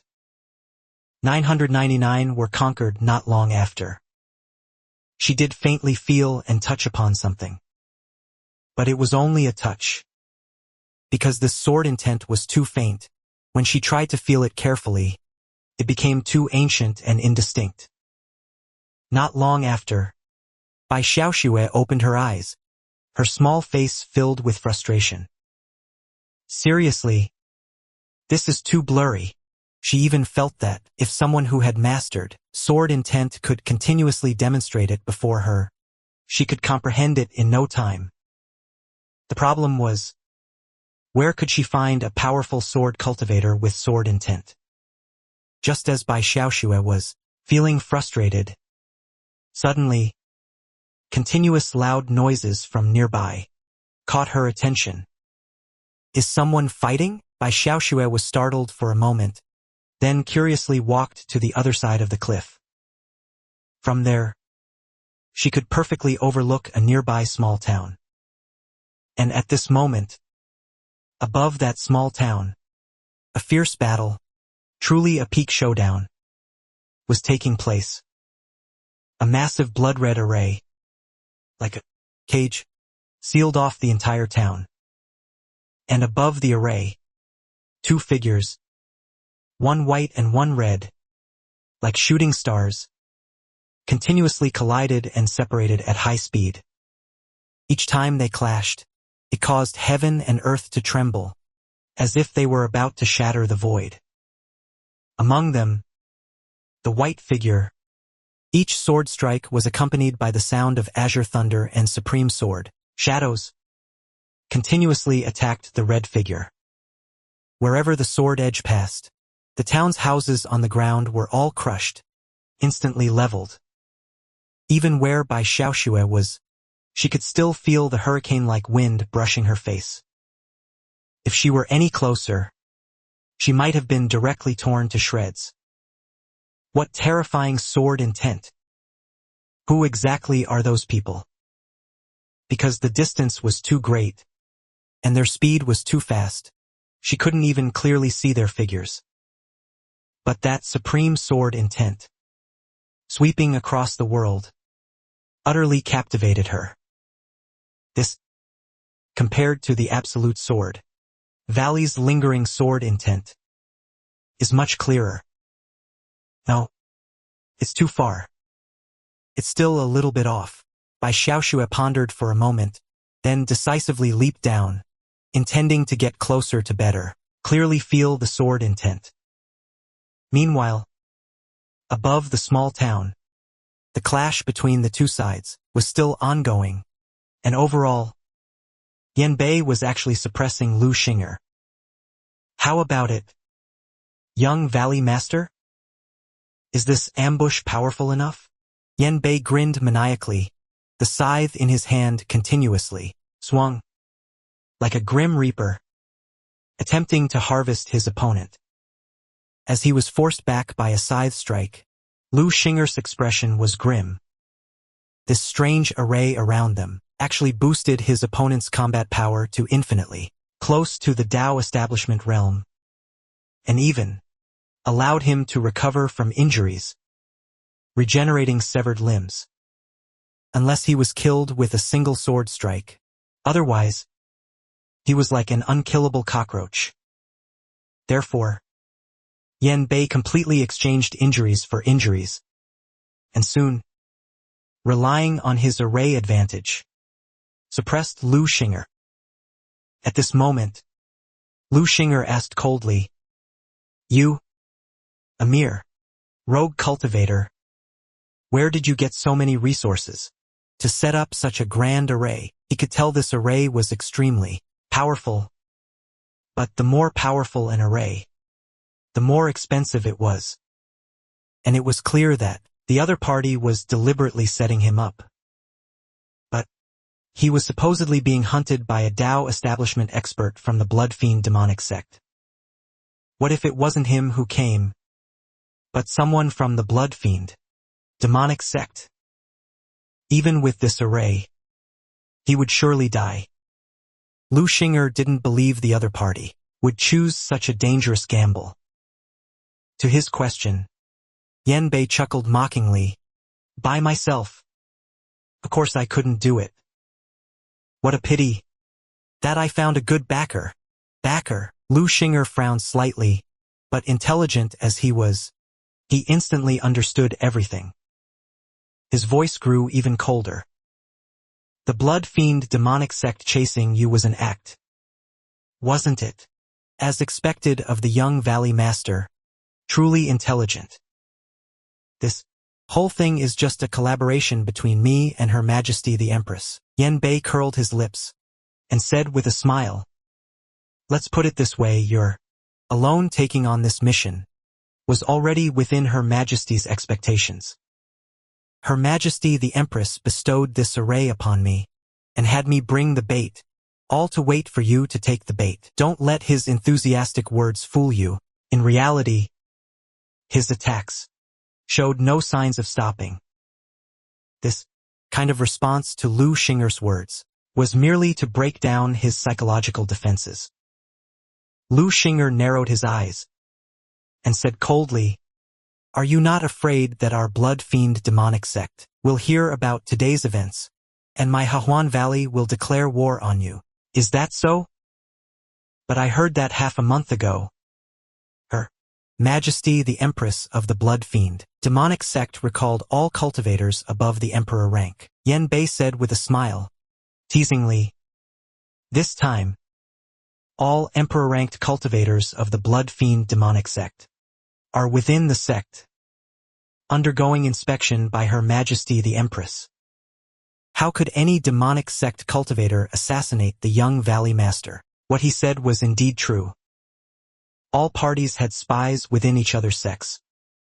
Under such circumstances, Ahuan Valley would want to use his name to launch a punitive expedition, but they wouldn't be able to find evidence against the blood fiend demonic sect.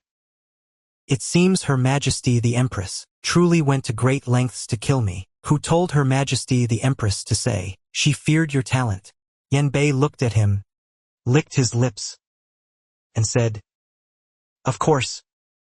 It's not like there's no room for turning back.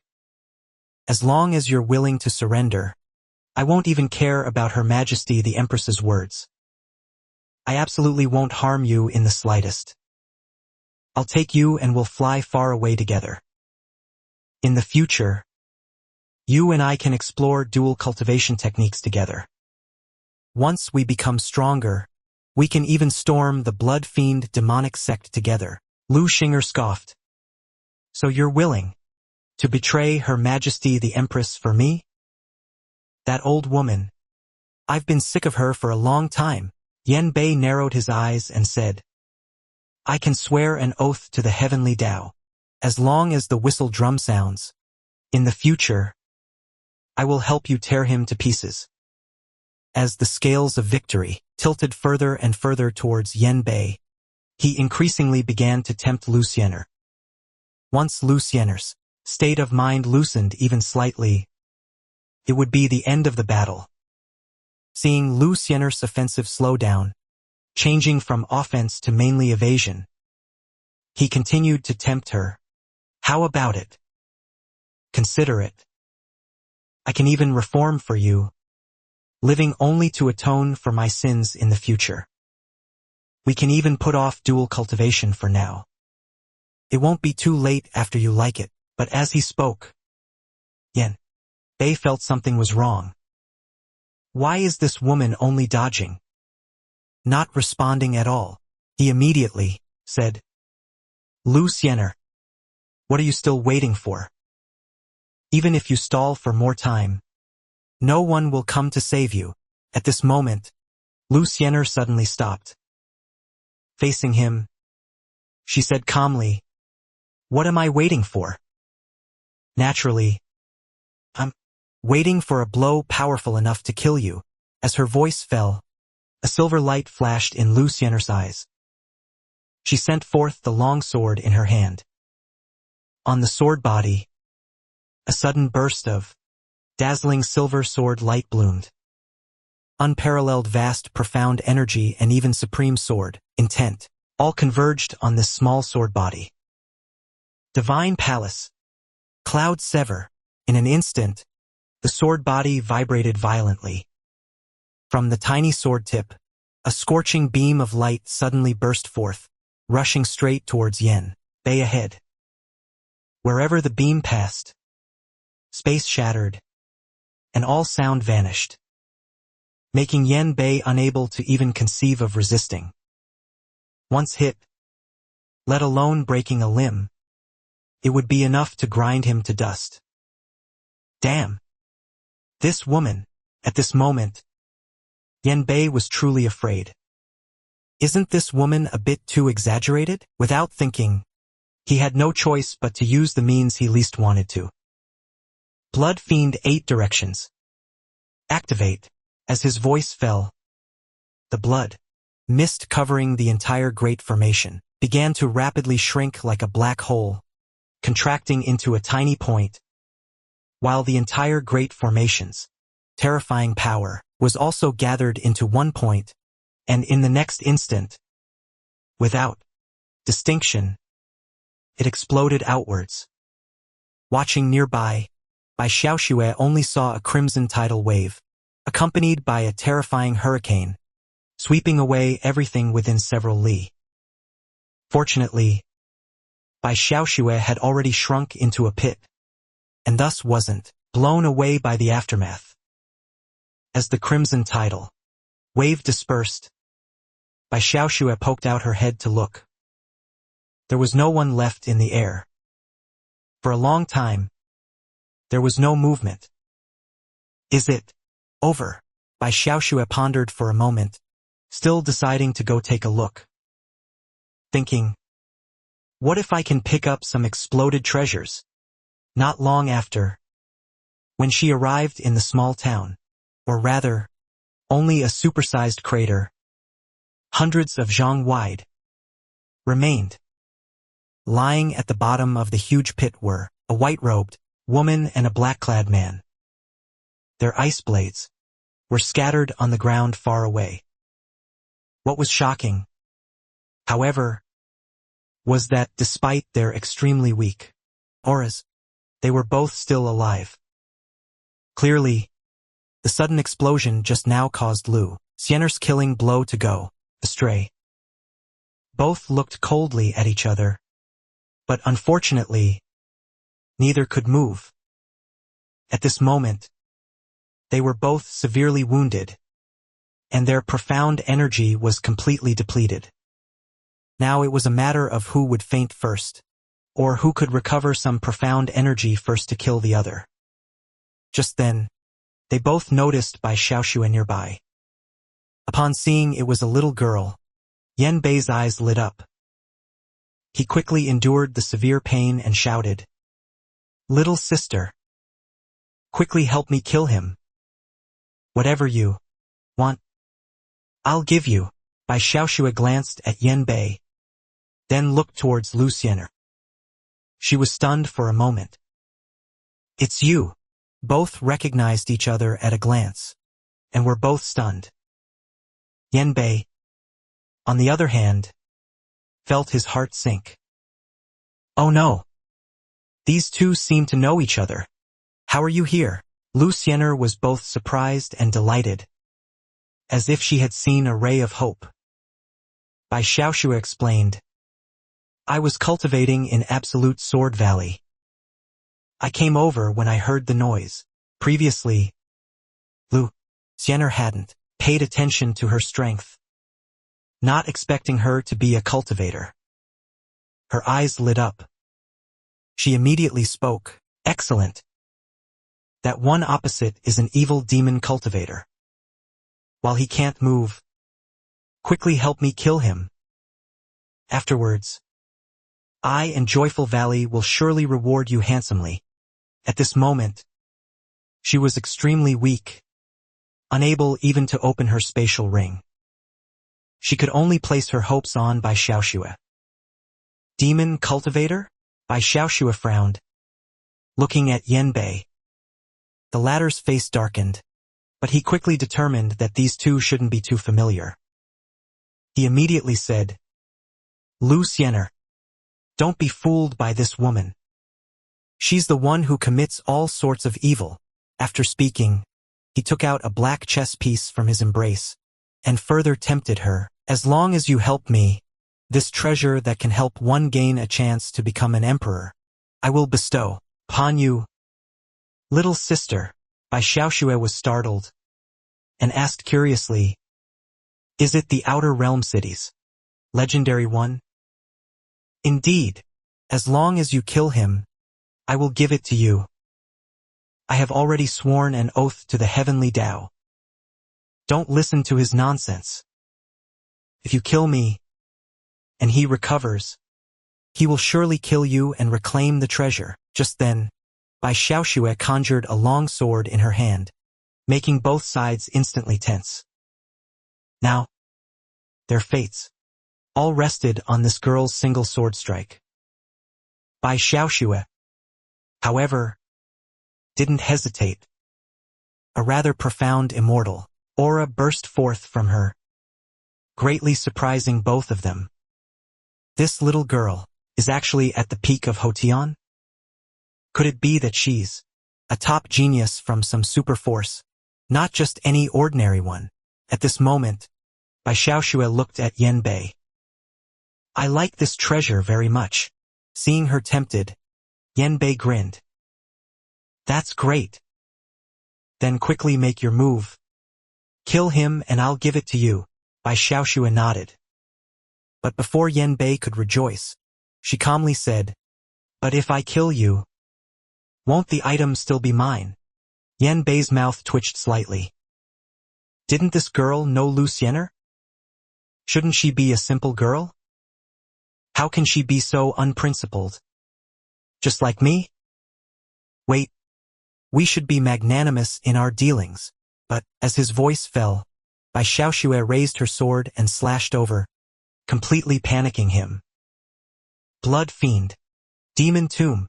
Instantly, the thin, blood-colored barrier condensed before him, blocking Bai Xiaoxue's sword blade. However, this forced overdrawing of his vital blood for defense, even if he survived, his future would be basically ruined. But at the brink of life and death, he couldn't care about anything else. Things had come to this. Yan Bei no longer pretended. Angrily glaring at Bai Xiaoxue, he cursed, "Damn, girl. Once I recover a little, I'll definitely tear all of you to pieces." At this moment, nearby, Lu Xian'er quickly reminded, "Little sister, this guy's shield is very weak. Quickly use your strongest killing move to break it." Hearing this, Yan Bei looked at Bai Xiaoxue and sneered, "With just you, a little girl, you want to break this emperor's defense? Give up early. Run away and save your life." In his heart, he was actually relieved.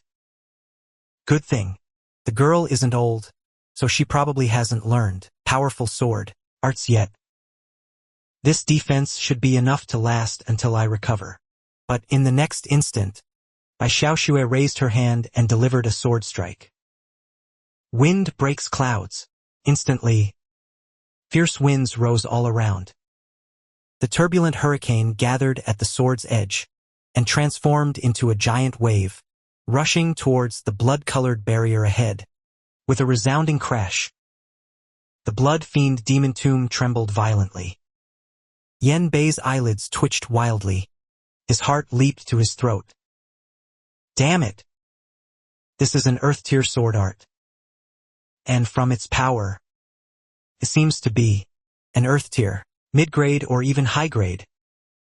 Fortunately, Bai Xiaoxue's cultivation is slightly weaker.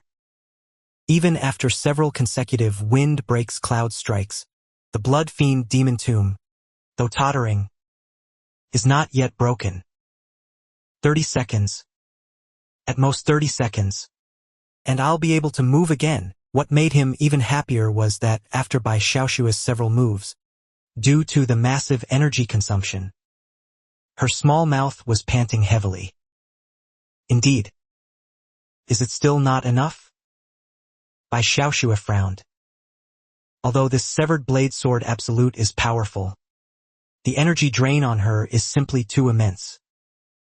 If this drags on, she herself will be drained of Xianxia. The crucial point is that those two fellows should be recovering soon. No, I can't be anxious. Bai Xiaoxue forced herself to calm down. Her heart troubled. Recall it. Quickly recall that feeling of sword intent from earlier. She slowly closed her eyes, actually intending to temporarily form sword intent within the misty haze. Seeing Bai Xiaoxue stop attacking, Yan Bei even thought the opponent had given up. His heart grew even more delighted. I'll be fine immediately. Immediately. Lu Xian'er. Nearby. Beneath her veil, her willow-like eyebrows were tightly furrowed. What is this girl still waiting for? 1 second. 2 seconds. 3 seconds. Just as Yan Bei was about to recover his Xianxia, the second before, Bai Xiaoxue suddenly opened her eyes. That's right. It's exactly like this. At the same time, an extremely incisive aura shot up into the sky from her body. When they felt this aura, Lu Xian'er and Yan Bei, both of them, their gazes almost froze. The two of them almost simultaneously uttered, "This is impossible." This aura, It's clearly the damn extreme sword intent. But the problem is, how could it appear on a person who only has peak Hotian cultivation and is only a child of just over 10 years old? At this moment, Bai Xiaoxue had already gripped her long sword again. A fierce glint flashed in her eyes as she looked at Yan Bei. Wind breaks remnant clouds, although it was the same move, but at this moment, it contained the extreme sword intent, directly transforming into an indestructible sword light.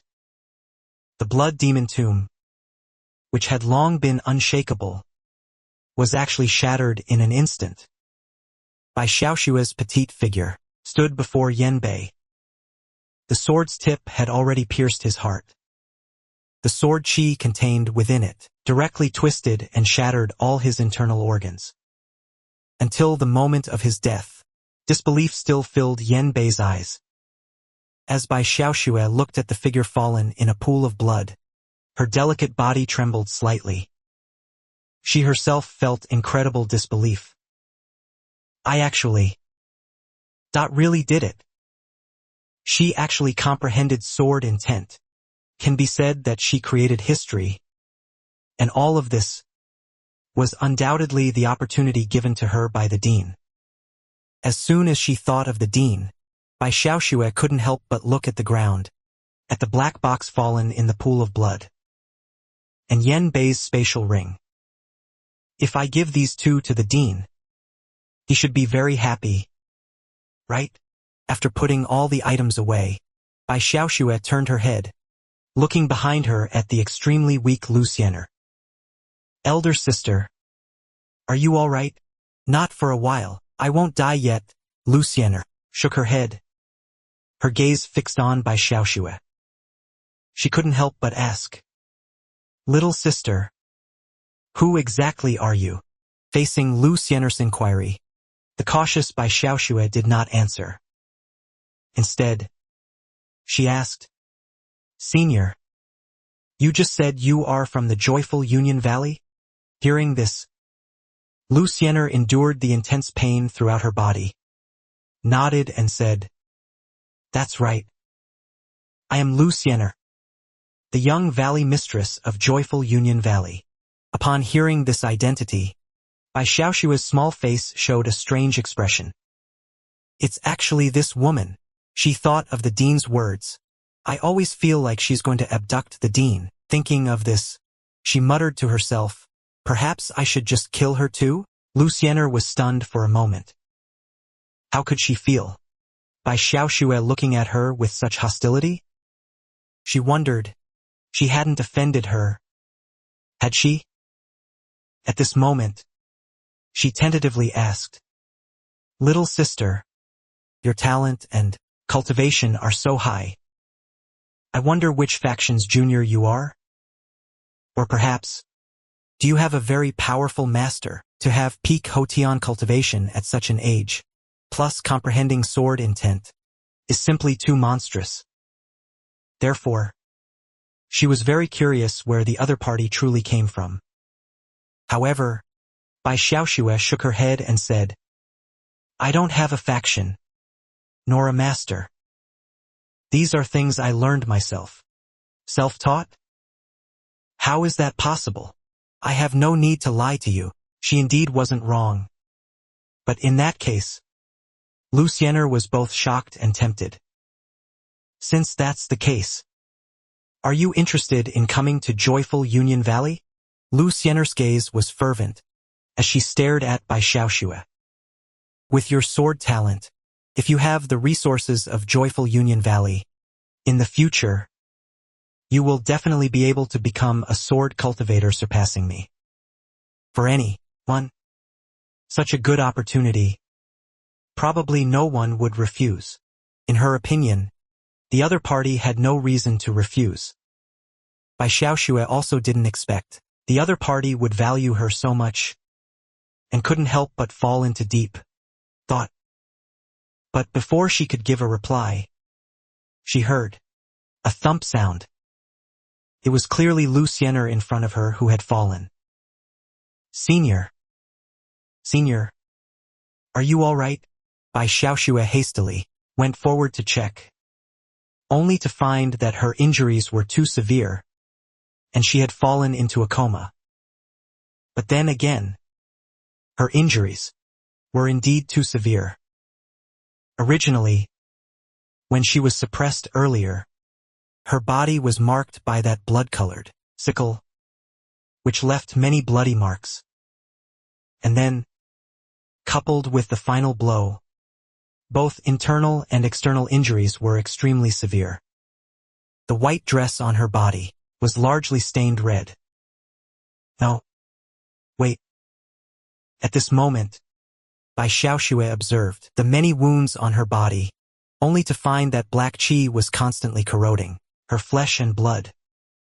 Originally, she thought the other party was just severely injured.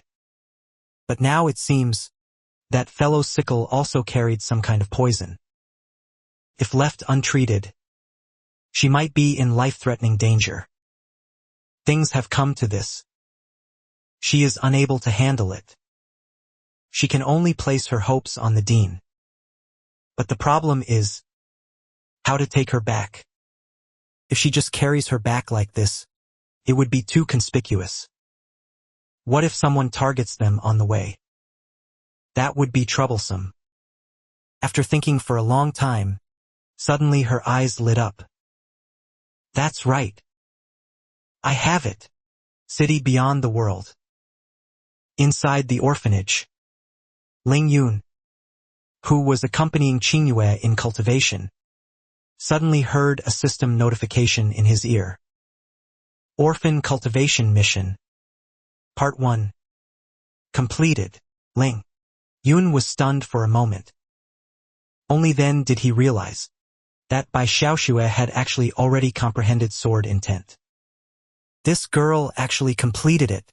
Ling Yun was very surprised.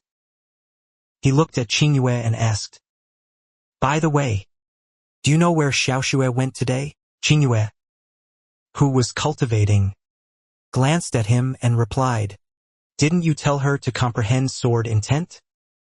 So I recommended her to try at the Absolute Sword Valley." As she spoke, she didn't forget to complain. "Speaking of which, Dean, isn't your request a bit too demanding?" Ling Yun heard this and laughed.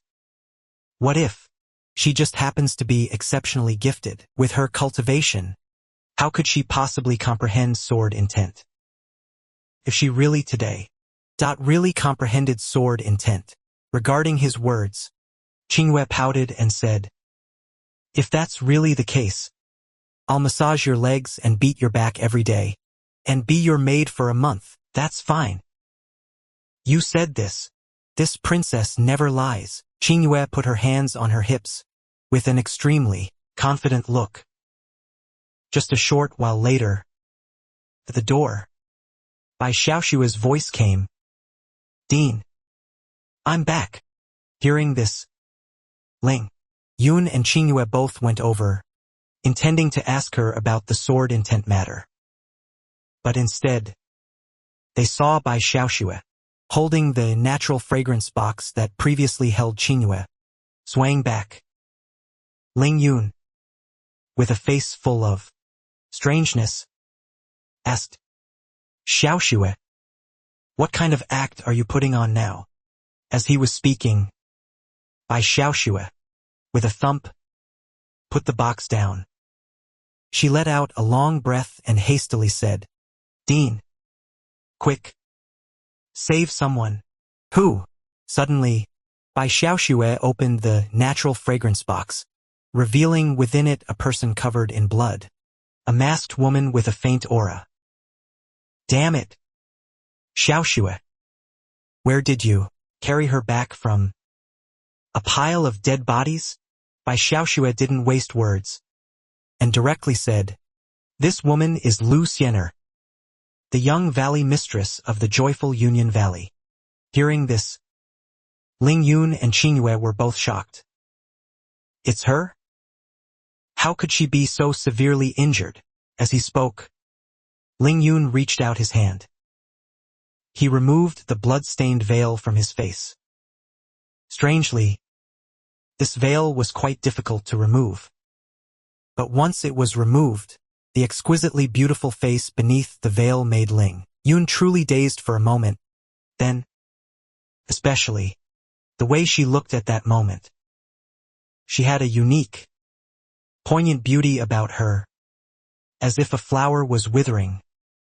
Or rather, she was truly beautiful. No sooner had he spoken, he felt by Xiaoxue's unfriendly gaze, as well as an aggressive, disdainful look. The dean heard this.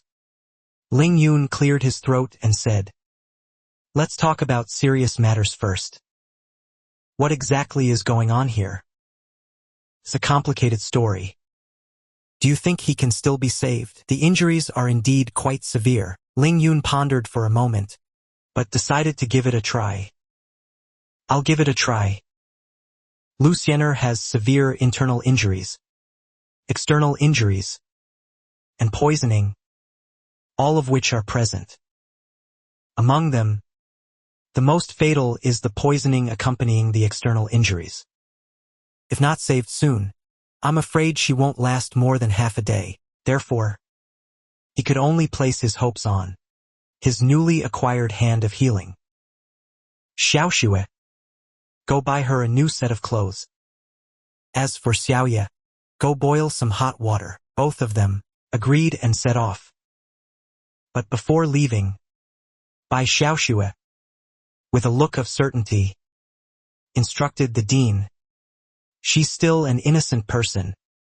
You know, you absolutely must not do anything inappropriate. Do you think the dean, look like someone who would take advantage of others' misfortune? A little bit. Go. Go. Go." Bai Xiaoxue cutely stuck out her tongue, and then trotted out. Meanwhile, Ling Yun then picked up Lu Xian'er and carried her to his room, intending to give her comprehensive treatment. Not long after, Lu Xian'er seemed to wake from a dream. But her consciousness was very hazy.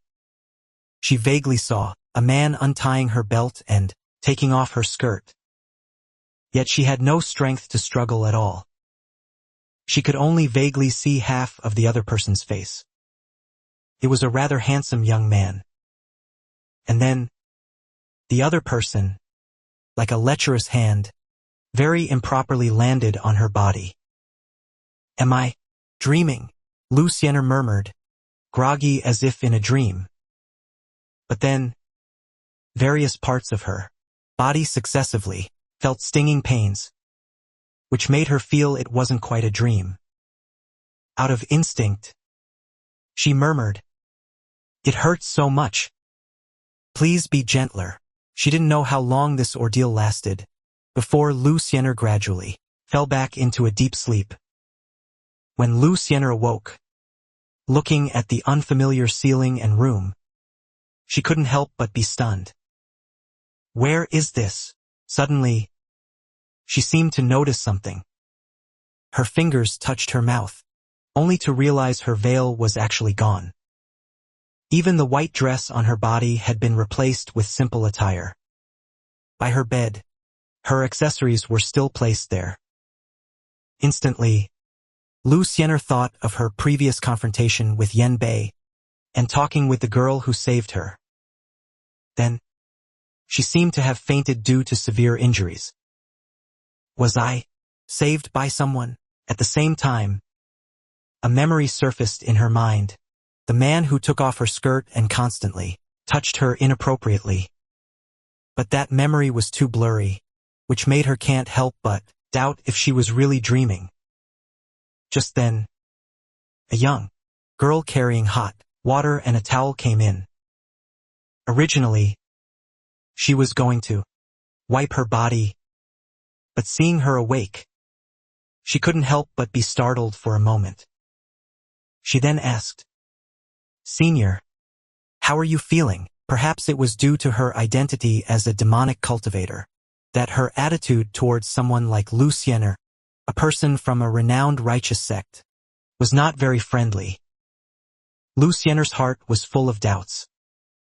Seeing someone there, she quickly asked. Where is this?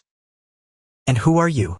This is the city beyond the realm, specifically an orphanage within it. The young girl wrung out the towel and handed it to Xianxia, saying, As for me, my name is Xianxia. I'm a child of this orphanage. An orphanage? Xianxia was stunned for a moment and took the towel Xianxia handed her. At the same time, she noticed that this young girl in front of her actually also had a cultivation of Hotian 8th level. Is this a genius that an orphanage can cultivate? Thinking this, she wiped her face with the towel and then handed it back. Thank you. If you want to thank someone, you should thank Xianxia and the dean. One of them saved you, and the other pulled you back from the gates of hell. Xianxia was stunned for a moment and asked curiously, Xianxia, is that the little sister who uses arrows? Her name is by Xianxia. Xianxia nodded. At least she knew what the other person's name was. Then who is this dean you mentioned? The dean is just the dean. Obviously. He adopted us. It was only when Ling Yun was mentioned that her words, usually quite assertive, only then carried a bit of emotion. Xianxia was secretly surprised. According to her, Xianxia was also a child of this orphanage.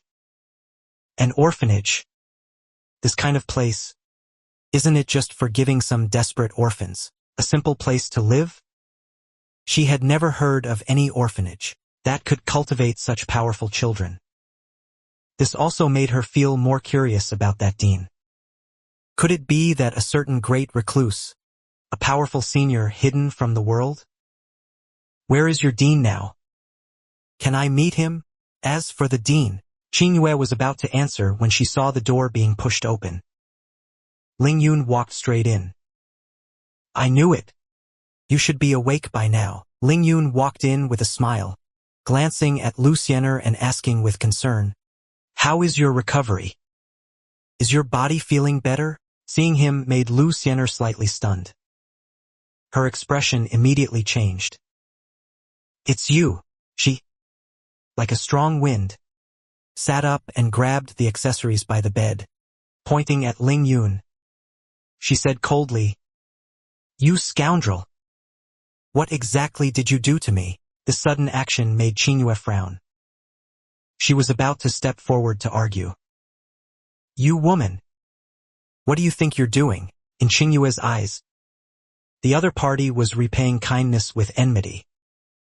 Naturally, she was extremely indignant. Immediately, she was stopped by Ling Yun. Then, looking at Xianxia, he asked, You're saying I took off your clothes, right? At that time, I only did that to save you. Hearing this, Xianxia pursed her lips and snorted lightly. So you're saying, you touched me all over, that was also to save me? If I say yes, young lady, would you believe it? I'd be damned if I believe it. Hearing him say this, Xianxia's gaze towards Ling Yun also became a bit strange. Didn't the dean say no inappropriate things? Ling Yun cleared his throat and explained. Heaven can bear witness. I was truly treating her. Otherwise, how could she have recovered so quickly? If that's the case, then you can treat me and show me. At this moment, Xianxia spoke calmly. Then she actually reached out and drew her hand across her sword's edge, instantly cutting an opening in her palm. Fresh blood flowed out profusely. Moreover, this sword of hers, due to its special material, had extremely strong additional damage. The wound it caused, even high-grade elixirs would find it difficult to heal quickly. Then, she handed it to Ling Yun, with a defiant curl of her lips. His mouth twitched. I say, you really have the nerve to do that? Xianxia snorted lightly and said, If you can do it, I will apologize to you. If you can't, Don't blame me for being impolite to you. Her innocent body, preserved for so many years, was inexplicably stripped by a man, and almost touched all over. For her, it was truly unacceptable. Seeing this, Ling Yun sighed, knowing he had to prove it. All right then, I'll give it a try. Looking at Lu Xian'er's outstretched small hand, he reached out and took it. Lu Xian'er's small hand was slender, but unexpectedly soft. The saying soft as if boneless perfectly described it. It made one reluctant to let go. Hand of healing. Activate, Ling Yun murmured. Then he let go. The entire process took only 1 or 2 seconds. It's done. Take a look. So fast. Lu Xian'er's delicate brows furrowed slightly. Because the time was too short. She hadn't felt much yet. It just hurt for a moment. She felt the wound had truly healed. She even washed away the bloodstains in a basin, and found that not even a scar was left on her skin. Could simply be called a miracle. To think that. It's really better. Does that even need to be said? Ling Yun shrugged. His hands, saying helplessly, my treatment requires touching the wounds.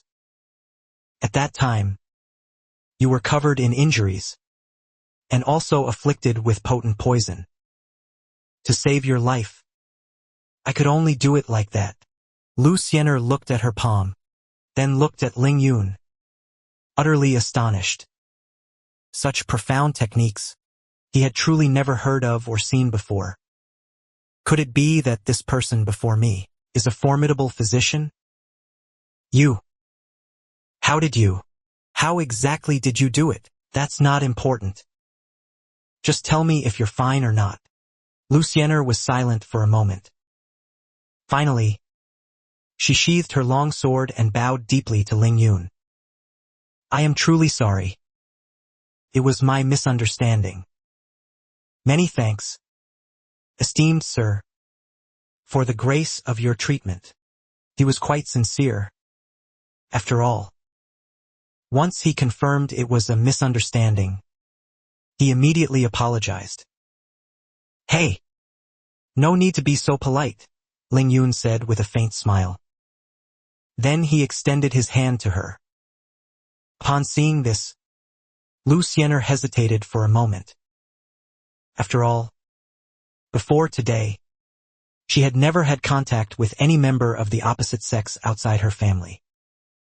But thinking that the other party had saved her, and moreover, just now, he had already touched her, she might as well shake his hand. Unexpectedly, Ling Yun directly asked, Miss Lu, what are you doing? Weren't we going to shake hands? What are you thinking? Ling Yun released her hand, waved his hand and said, Didn't you say you were grateful for my healing grace? Since that's the case, shouldn't you pay some treatment fees? Lu Xian'er was stunned.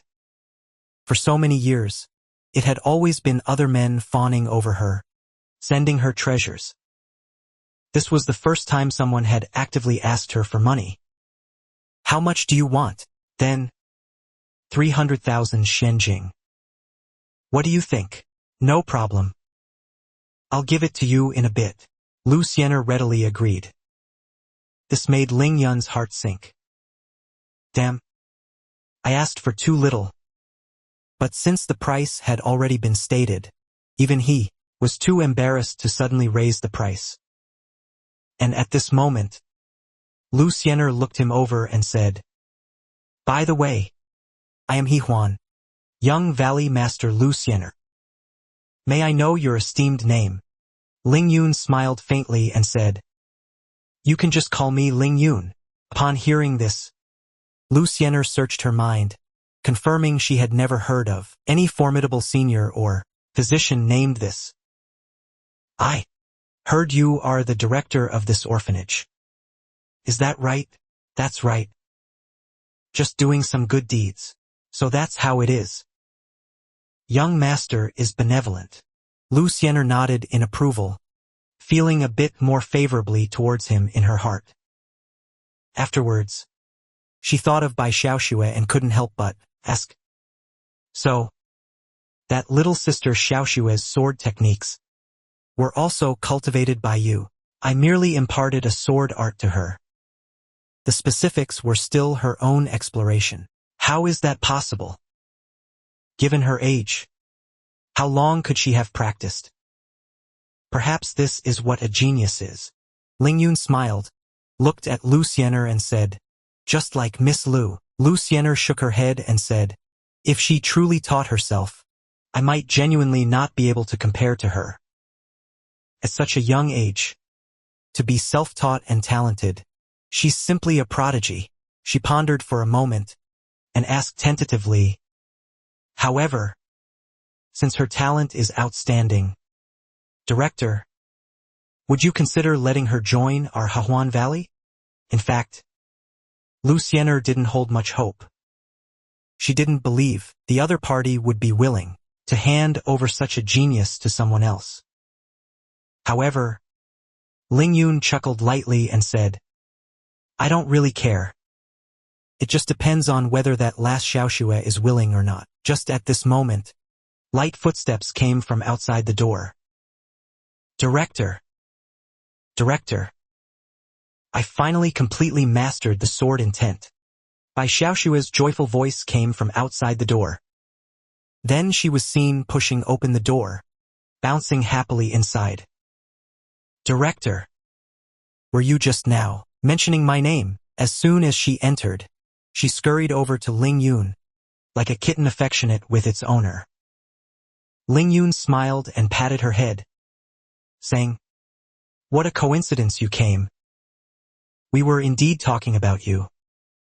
Look, the Miss Lu you brought back has woken up." Lu Xian'er saw her, and immediately smiled faintly. "Little sister, previously, many thanks for saving my life." Bai Xiaoxue waved her hand and said, "It's nothing. I should also thank Senior for demonstrating the sword intent. If not for that battle with the other party, I'm afraid I would have needed more time to comprehend the sword intent.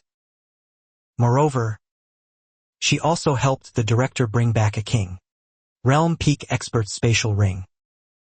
By the way, little sister, the matter I mentioned to you last time, how have you considered it?" Lu Xian'er looked at her expectantly and said, "As long as you join as the young valley master, guarantee that the valley will pour all its resources into you. In the future, you will definitely become an even more formidable sword cultivator than me." However, Bai Xiaoxue directly shook her head. "I'm sorry, I still want to stay here. After all, it was the director who gave me everything. I still need to repay him."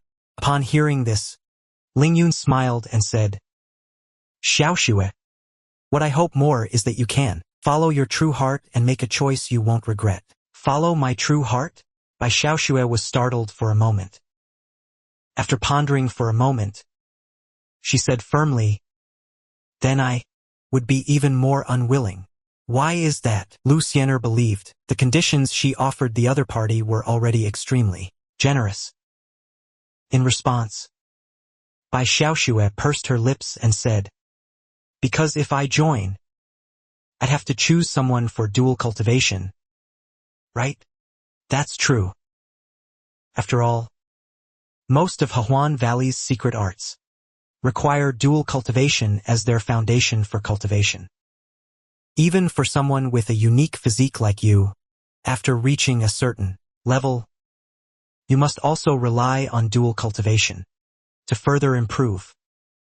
And if Bai Xiaoxue were to join, it would naturally be better to dual cultivate with someone as early as possible.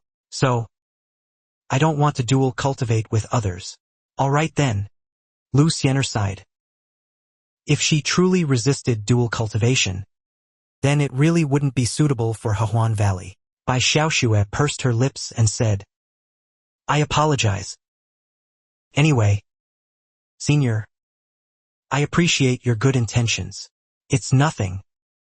Whether to go or not is your freedom, Xianxia said with a faint smile.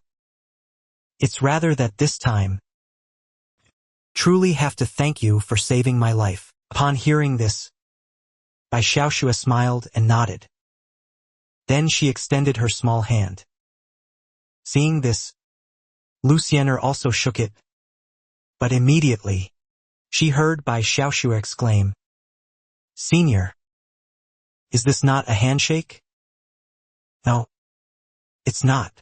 Just as she said that, just as it was uttered, Xianxia paused. Why does this feel strangely familiar?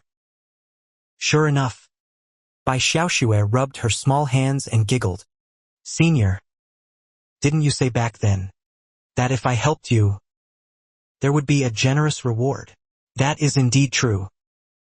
What do you want, then?" 600,000 Xianjing. Is that okay? Xianxia's expression was strange, and she couldn't help but look at Ling Yun beside her. I say, you two didn't conspire together, did you? Ling Yun let out a light cough, shaking his head repeatedly. How could that be? I swear, absolutely not. He. Xianxia looked disbelieving. Xianxia beside her tilted her head with a puzzled expression. And in the end, Xianxia still nodded and said, I'll give you this Xianjing. That's great. Many thanks. Senior, 600,000 Xianjing to buy one's life. This business isn't a loss. Strictly speaking, it's 900,000, Qingyue, who was beside them, silently added. This successfully made Xianxia feel a pang of heartache. 900,000 Xianjing, for her personally, was almost the majority of what she had accumulated over the years.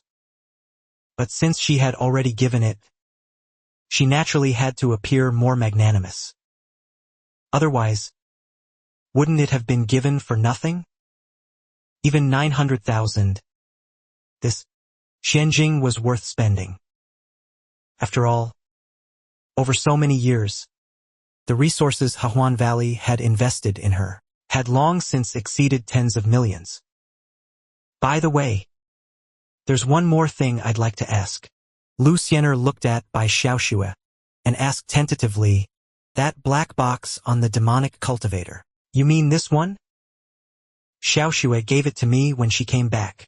At this moment, Ling Yun took out a black box from his embrace. It was precisely the one from Yanbei.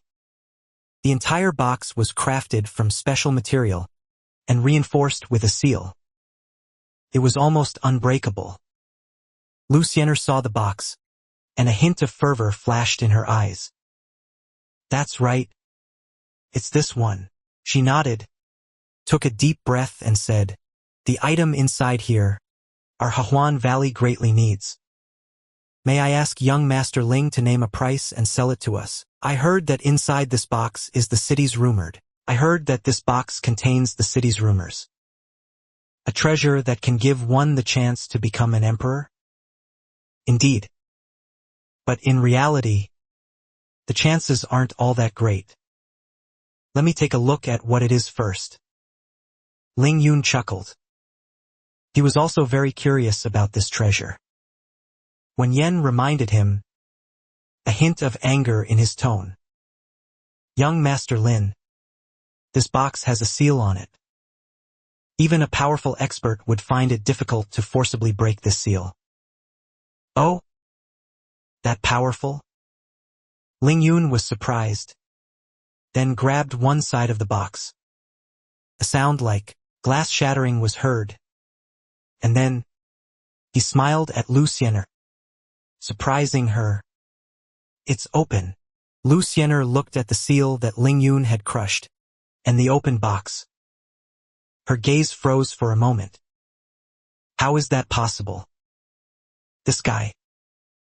He actually crushed the seal so easily? Dean Lin. His cultivation is actually this strong? Lu Xian'er's way of addressing him couldn't help but change. And Ling Yun merely smiled faintly at her and said, "It's all right. It's enough." I suppose this sentence was both humble and a deterrent. This was also why he had to wait until now to open this box. He deliberately crushed it for the other party to see. This was the so-called treasure. Ling Yun took out the item from the box, only to find it was a tattered scroll. An ancient aura emanated from it. At the same time, many ancient characters were preserved on the scroll. Lu Xian'er held her breath, nodded, and said, "That's right. It's him." And at this moment, Bai Xiaoxue, who had been silent, suddenly exclaimed, "It's this thing." The three people in the room all looked at her. Ling Yun asked curiously, "Xiaoxue, have you seen it?" She clenched her fists and said with a slight tremor in her voice, "This is the thing I picked up and brought home back then." As soon as these words were spoken, Ling Yun and Xianxia were both astonished.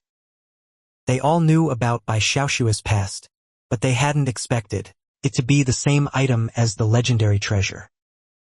Lu Xian'er was also shocked. "You mean you picked this up?" she asked in surprise. But it was already snatched away. Bai Xiaoxue pursed her lips. But she didn't seem to want to explain further. Seeing this, Ling Yun cleared his throat, changing the subject. "So, what exactly is the scroll?" Continuation of 55. From his perspective as an outsider, this was just a scroll made of very special material, with unreadable characters written on it. At this moment, Lu Xian'er explained, "This scroll itself is made from a 9th-tier peak Xian beast." Ling Yun gasped. A 9th-tier peak Xian beast is comparable to a peak heaven-earth realm expert, a feat that has been unseen for countless years. Ling Yun couldn't help but ask, "So what's written on it?" At this point, Lu Xian'er suddenly counter-asked, "Have you heard about the legend of the last empress on the continent?" Hearing this, Ling Yun shook his head. He really hadn't known about that. Xianxia, who was beside them, suddenly spoke, "Are you talking about Empress Qiyuan?" "That's right. It's her." Lu Xian'er took a deep breath and explained to Ling Yun. Empress Qiyuan was the continent's last known cultivator to reach the peak of the heaven-earth realm, and also the most powerful one. It is said that she condensed her qi at 3 years old without any guidance, became a king at 5, reached the Dao realm at 10, and achieved the heaven-earth realm, earning the title Empress. 20. After that, 30. She became invincible in the world with her peak heaven-earth cultivation. Hearing this, Ling Yun, his mouth twitched slightly. "Isn't this the real protagonist? The legendary Feng Outyan? What happened after that?" With such talent, she must have transcended to become an immortal, right? On the Xiantian continent, there is a legend of becoming an immortal. It is said that surviving ancient texts mention the existence of an immortal realm above the continent. That is the ultimate destination for all mortal cultivators. And when one's cultivation reaches the peak of the heaven-earth realm, after enduring several tribulations and trials, they can enter it to pursue true eternal immortality. With the talent Empress Qiyuan displayed, it felt like becoming an immortal would be an easy task. However, Lu Xian'er shook her head. She didn't. For several hundred years after that, she roamed the continent, benefiting all corners with her supreme cultivation, while also seeking the elusive path to immortality. It wasn't until 1,000 years later that she vanished as if she had evaporated from the world. No one knew what happened to her. It was only 100 years after her disappearance that her close confidant, after spreading the news of her disappearance, directly chose to commit suicide. After that, no one in the world ever saw Empress Qiuan again. As time passed, it was confirmed that she had perished. Ling Yun frowned slightly and couldn't help but ask, "This is too strange, isn't it? With her strength, could anyone on the continent have killed her? It is indeed strange. Therefore, Empress Qiuan's death and her confidants, suicide, have always been an unsolved mystery on the continent." Lu Xian'er sighed and said, "After all, Empress Qiuan was renowned in the righteous path, respected by everyone.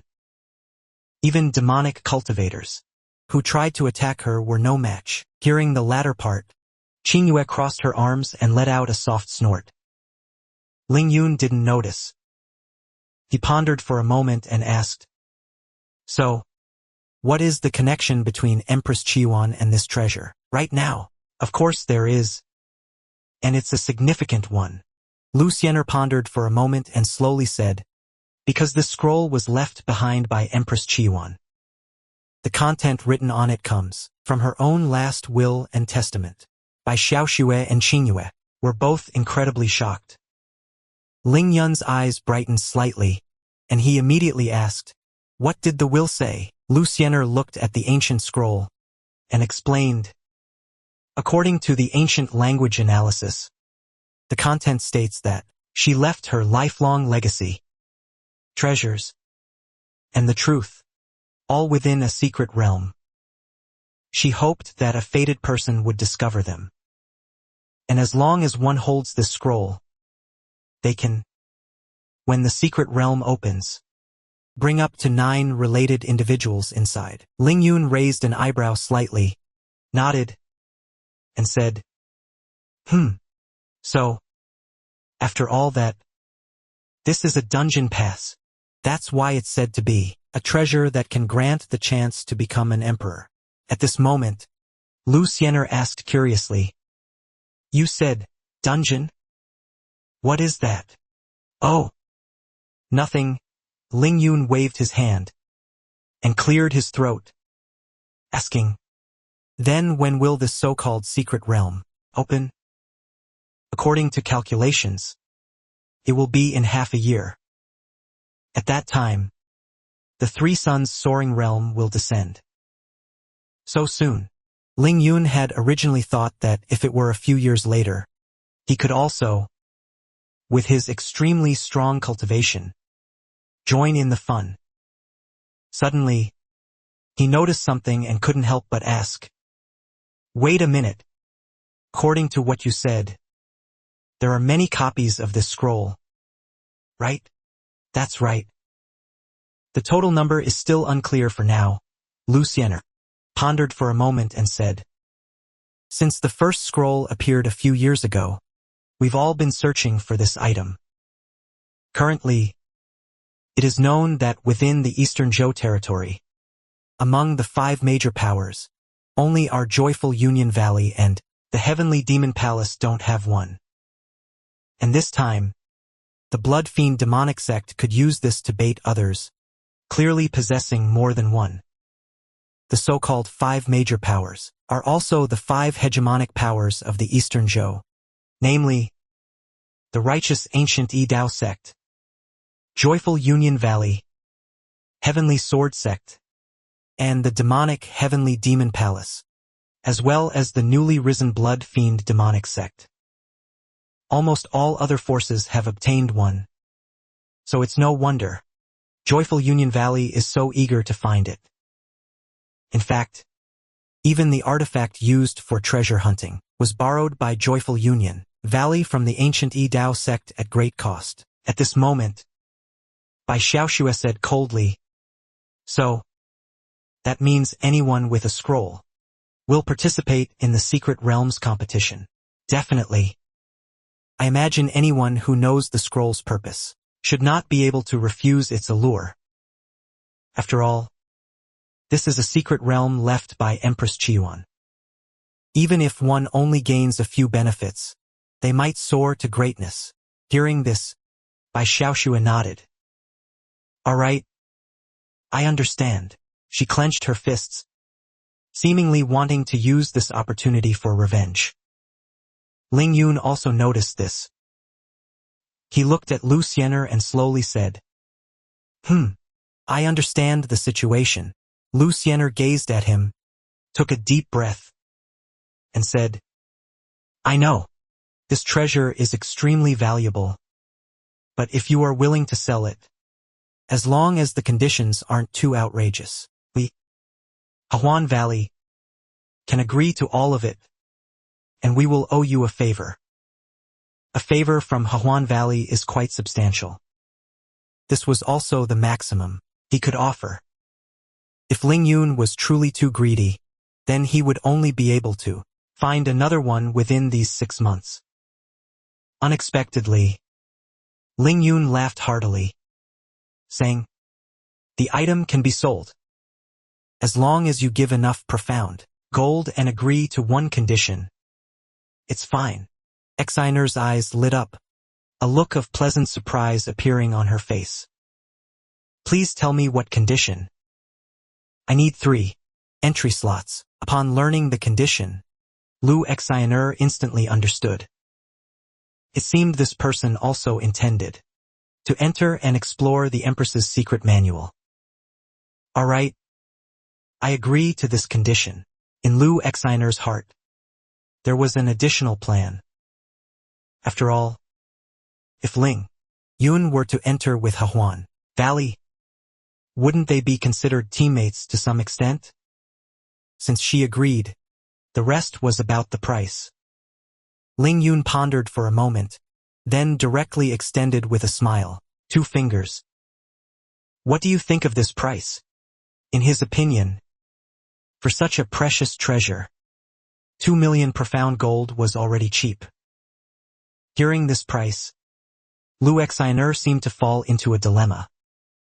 At this, Ling Yun frowned slightly. This price can't possibly be too high, can it? But thinking that he had already earned 900,000 profound gold from her, he considered whether to give her a discount. Before he could speak, Lu Xian'er said in a deep voice, 20 million? That's too much. Currently, our Hahuan Valley can at most give you 10 million profound gold. 10 million? It was Ling Yun's turn to be stunned. Good heavens! It seems she misunderstood his meaning. At this moment, Lu Xian'er further explained, If you can compromise, in a private capacity, I can promise you 3 things in the future as compensation. Hearing this, Ling Yun couldn't help but cough lightly. Clearly, he had still underestimated the worth of one of the Eastern Zhou's overlords. Ling Yun, looking calm and sunny, nodded and said, All right, for Miss Lu's sake. It's settled then. Lu Xian'er breathed a sigh of relief and quickly cupped her fist to Ling Yun, saying, Many thanks, Dean Lin. I am deeply grateful. Although a considerable price was paid, Hahuan Valley ultimately obtained this treasure.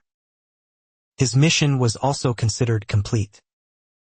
He thought, This Dean is quite easy to talk to. I feel like if I haggled a bit more, 7 or 8 million wouldn't be out of the question. But there was no need for that. In the end, a transaction, rarely, concluded happily for both buyer and seller. Afterwards, Lu Xian'er handed a golden card to Ling Yun. This profound gold card contains 1.2 million profound gold and can be used at any Eastern Zhou Merchant Association. The remaining profound gold will be personally delivered in about 10 days. Ling Yun suppressed his joy, took the profound gold card, and said, I wish us a pleasant cooperation. It will certainly be. Lu Xian'er smiled and extended her hand. Ling Yun was momentarily stunned, then shook it. See you in a while. Afterwards, Lu Xian'er intended to leave. After all, she had been unconscious for a while. Her companions were still in the city. If she didn't find them soon, they would probably start to worry. Moreover, she also needed to inform the valley about the transaction as soon as possible, and then prepare the 10 million profound gold. Even for Hahuan Valley, it was not a small sum. As she was leaving, Lu Xiner took out a veil from her ring and put it on. Suddenly, Lu Xiner seemed to remember something and couldn't help but ask Ling Yun. "Oh, right. The veil I was wearing earlier." Ling Yun didn't think much of it, and simply said, "That one was stained with too much blood at the time, so I took it off for you." "You took it off for me?"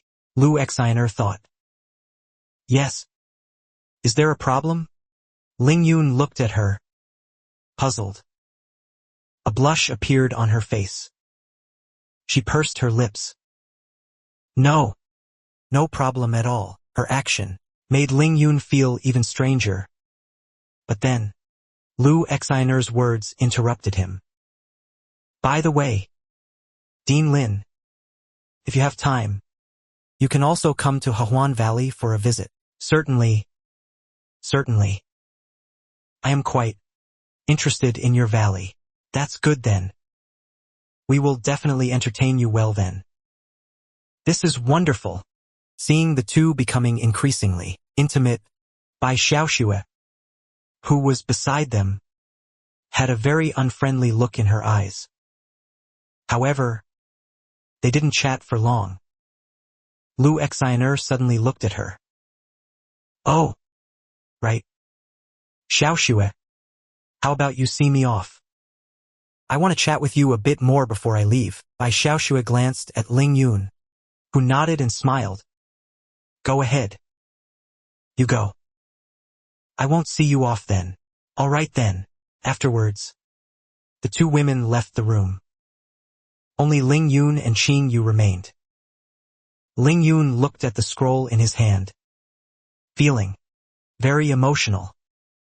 "I really didn't expect such a small item could actually be exchanged for tens of millions of profound gold." Qing Yu smiled and said, "After all, for how many years has the continent not seen the birth of a heaven-earth realm expert?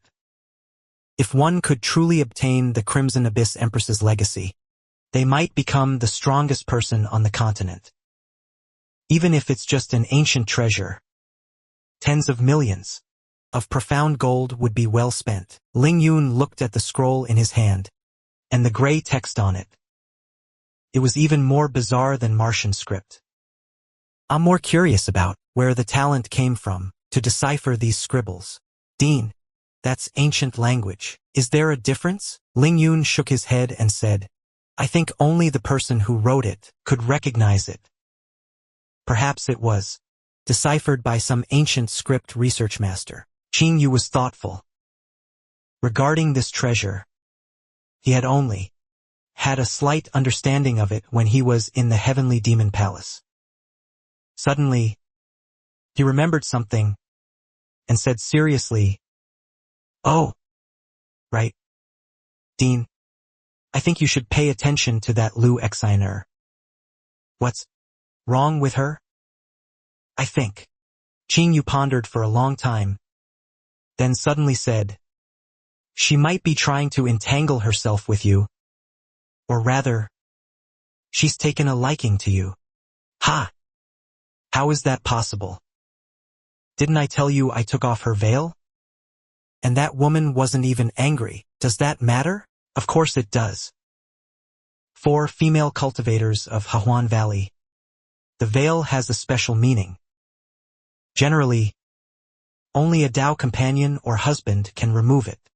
Ling Yun instantly froze, and couldn't help but ask, "Why didn't you tell me about such an important matter earlier?" Qing Yu spread her small hands innocently and said, "You didn't ask. Though, at the time, I thought you just wanted to take advantage of her." "Who knew you didn't know?" Ling Yun's mouth twitched slightly. "No wonder. I kept feeling that her gaze just now was a bit off. Now, this misunderstanding is huge. On the street outside the orphanage, Xianxia was seeing Lu Xiner off. During this time, the two chatted idly, until just before leaving. Lu Xiner suddenly asked, "Little sister Xianxia, there's something I want to ask you. How old is your dean? I'm not sure about that, but he should be quite young, right?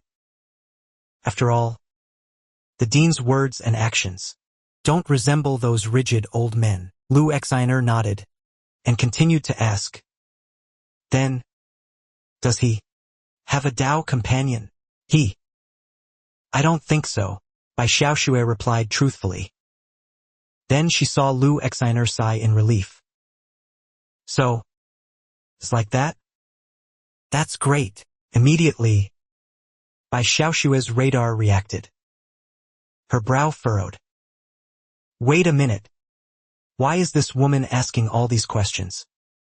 Could it be that she intends to snatch Dean Ling from me?" As night fell upon the blood-fiend demonic sect, within the Empress's hall, in the dimly lit Great Hall, upon the towering throne, a mass of blood-red mist lingered. Within it, one could vaguely see a red-haired woman. Below the steps in front, a black-robed man respectfully knelt and reported, "Your Majesty, news from Jie City has returned." The red-haired woman lowered her eyes and said, "And the result? Mo Xiao Yanbei was killed. The young valley master of Hahuan Valley left, and the item also seems to have been taken by him. Well done. He does have some skill." The red-haired woman actually praised him, not feeling disappointed in the slightest. Instead, she revealed a faint smile. With this, the joyful Union Valley could also be considered to have obtained an entry ticket. The black-robed man nodded and said, "Now, only the Heavenly Demon Palace's share is left. Should we deliver it directly? I'm afraid the various factions would never dream of it, that the treasures they desperately fought for and found were actually just the Empress, arranged to be quietly delivered into their hands." At this moment, the red-haired woman slowly said, "In the next 2 days, the Heavenly Demon Palace will have someone lead a team to the city beyond the world to capture someone. When the time comes, delivering it to them there will be." "Fine. Empress, are you saying the former Princess Xiao Qingyue is that little girl? Reliable sources say she is hidden in an orphanage in the city beyond the world." Hearing this, the black-robed man was startled. "Empress, you even know such information?" He immediately nodded and said, "Understood.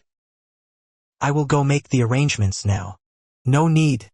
The red-haired woman actually stood up, revealing a hint of a wicked and alluring smile. "This time, I will personally deliver this important item. Not only for security, but also because I intend to meet that interesting orphanage director in the city beyond the world." 10,000 li away from the city beyond the world, a flying ship was traversing the sea of clouds.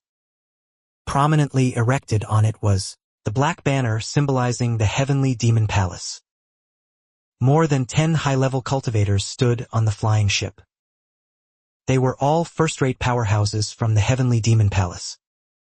The white-haired elder leading them looked at the person steering the flying ship beside him. "Lad, how long until we reach the city beyond the world?"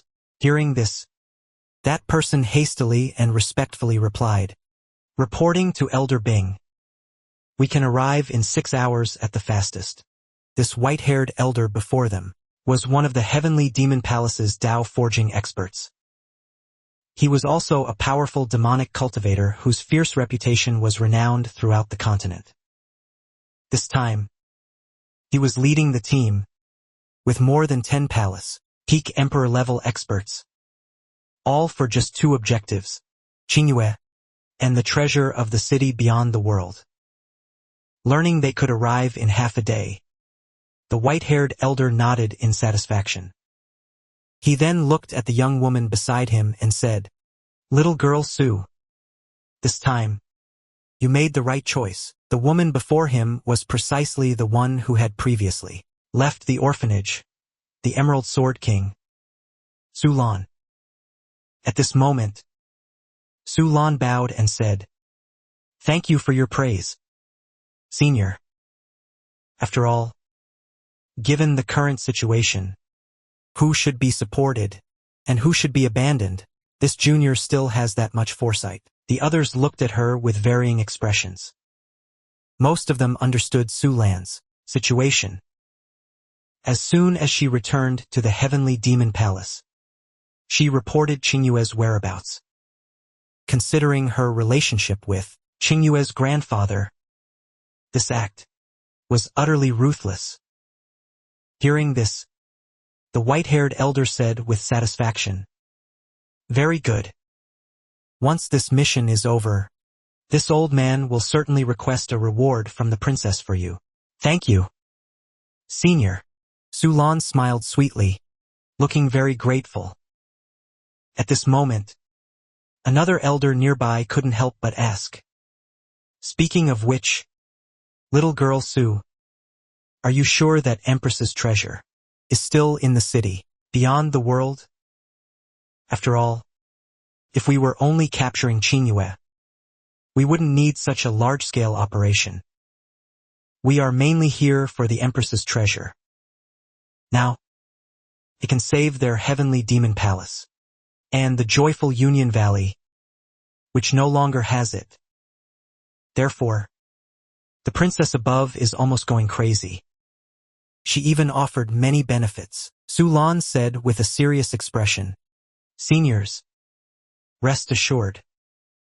I can swear on my life that the fellow carrying the Empress's treasure is hiding in an inn within the city."